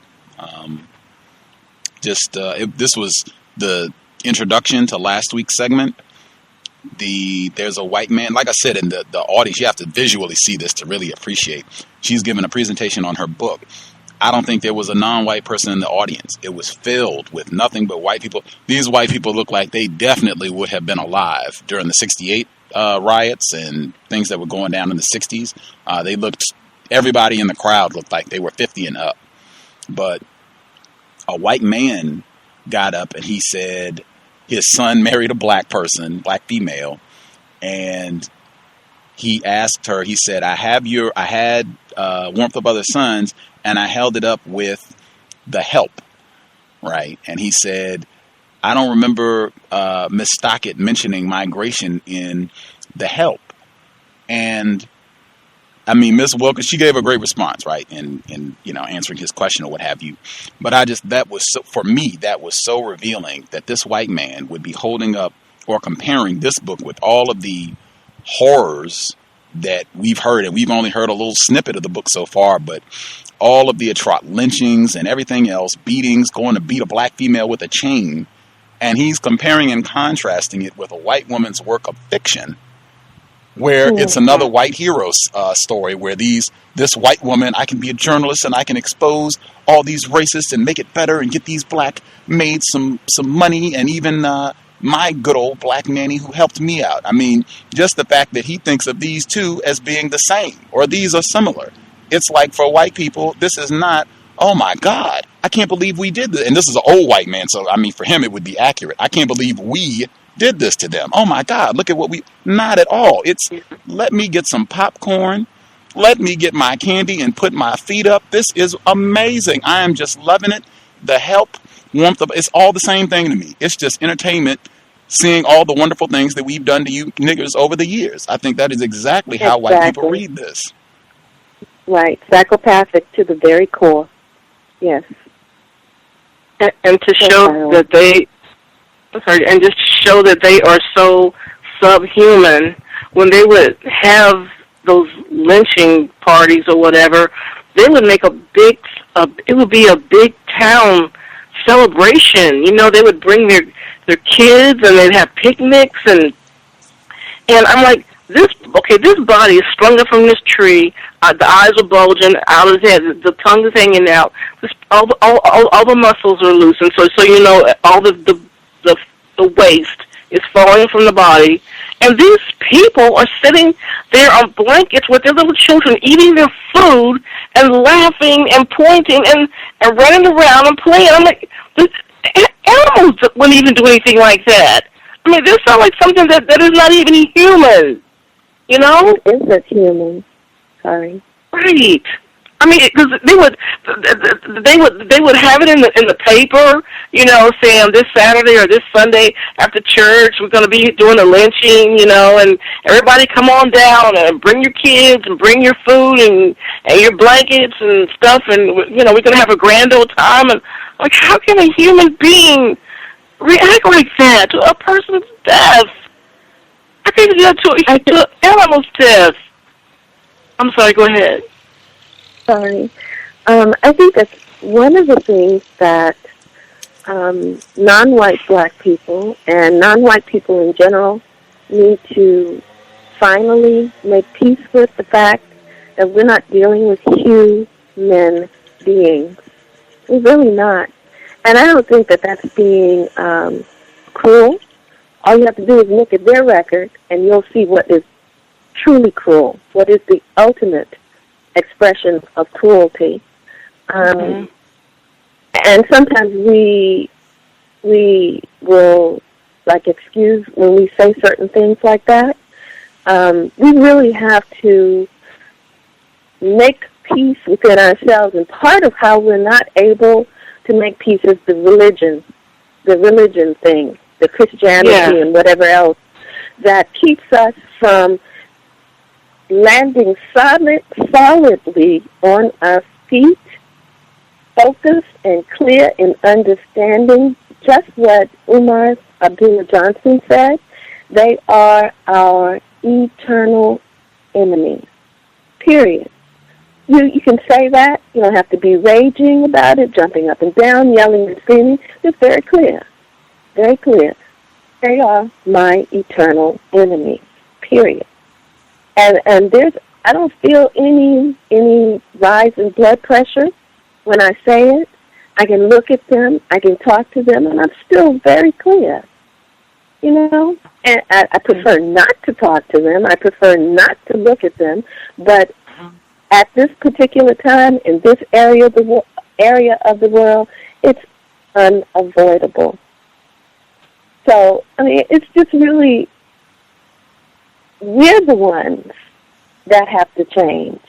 The psychopath doesn't change. True. We're the ones. I mean, it really comes down to that. And it comes down to moving away from religions that have programmed us into thinking that if we have certain feelings that's going to make us go to hell. Guess what?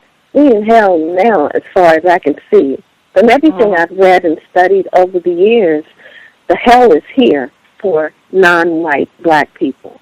Now, it may be an expression of hell somewhere else for some other folks, but if you want to figure out where hell is for us, it's in this. It's in the global system.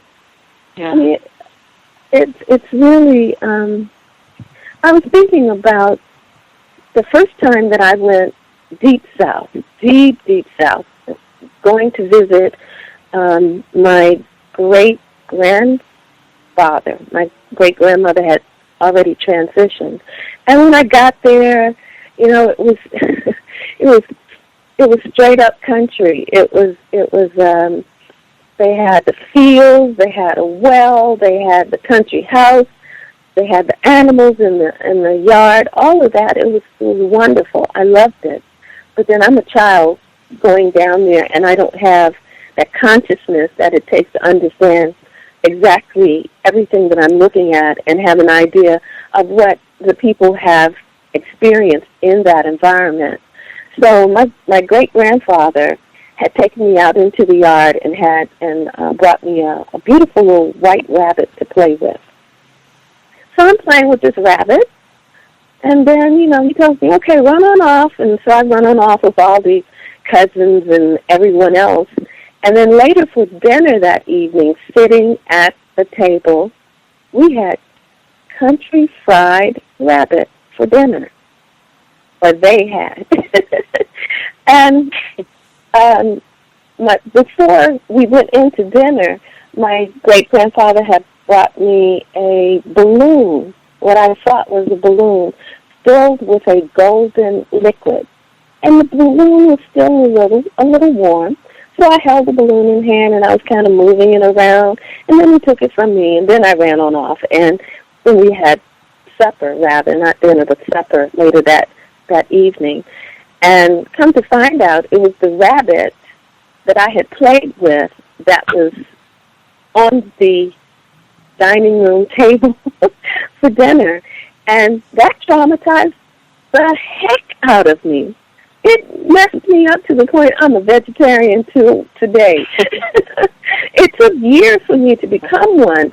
I'm telling that story, recounting that story, because a human being is going to feel something when something else dies. A human being is going to have a human, sane, normal, natural response. The men and women who were lynched, who were sodomized, castrated, all the horrific things that has been done. The psychopaths who did those things, they sleep well at night. There's a huge difference. That's like night and day, if you will. I mean, it really is. That's like the sun and the ice. There's a huge difference. We are not the same. We are not the same. I just wanted to share that. Hang on one second. That's another thing. Hang on one second. I'm sorry, go ahead. Now we're 10 minutes over. Oh, okay. All good. Hopefully, folks will participate next week, so we can get all that in and get it earlier in the program. But yeah, definitely agree. I definitely agree. White people do not have any empathy, any sympathy, and we shouldn't need any more studies to come to that conclusion. It should be very obvious by now the way white people feel about us, and I think, at least according to what I have observed, white people tend to sleep much better after they've had a good day of stomping down black people on the plantation. One thing that did stand out at me before we wrap things, this is still in the Detroit 43 riot section. The portion, I think it's George, he's trying to go to work, or he's going to attempt to go to work, and the black people are telling him, like, you know, you're crazy. Right, they're killing people. Like, hide. What are you talking about going to work? And he's just like, man, come on, I'm going to work. I feel like this this is kind of still us now, and I'm not really understanding racism, white supremacy. Just to kind of re-emphasize this point, where George is kind of rolling along, where he says the trolley pulled into the intersection. A mob 2 blocks long stood cursing outside the trolley. What's wrong with all of them people, he thought. The mob became a single organism descending on the trolley. The trolley operator moved fast. He went back the other way. George said, "That's the only thing that saved us." And that's when I began to realize the seriousness of this thing. I feel like that right there is black people on into tomorrow. It'll be August 17th, 2013. And that is us, where we do not realize the seriousness of white people, racism, white supremacy, until it is too late.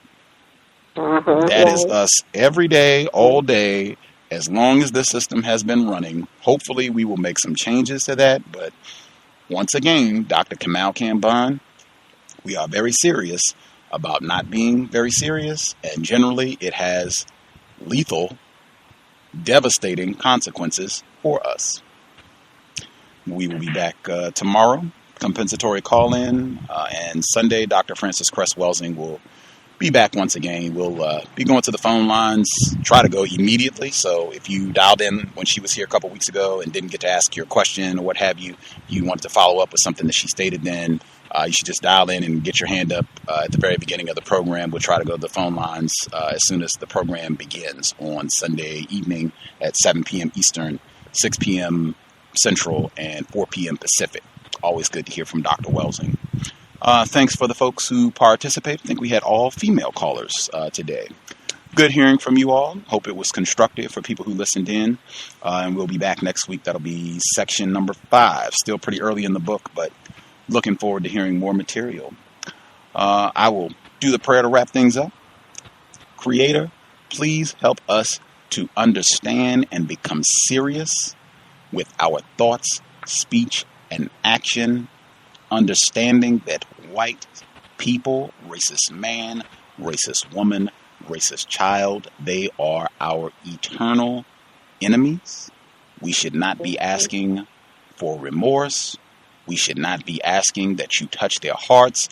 We should be asking you to give us the strength, the will, and the resilience to permanently destroy the system of racism, white supremacy, and neutralize white people's ability to impact our lives in any way, shape, or manner forever. It has been time.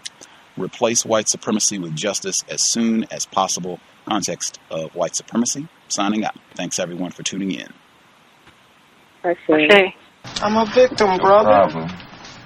You're a victim. I'm a victim of 400 years of conditioning. Shut up. The man has programmed my conditioning. Even my conditioning has been conditioned.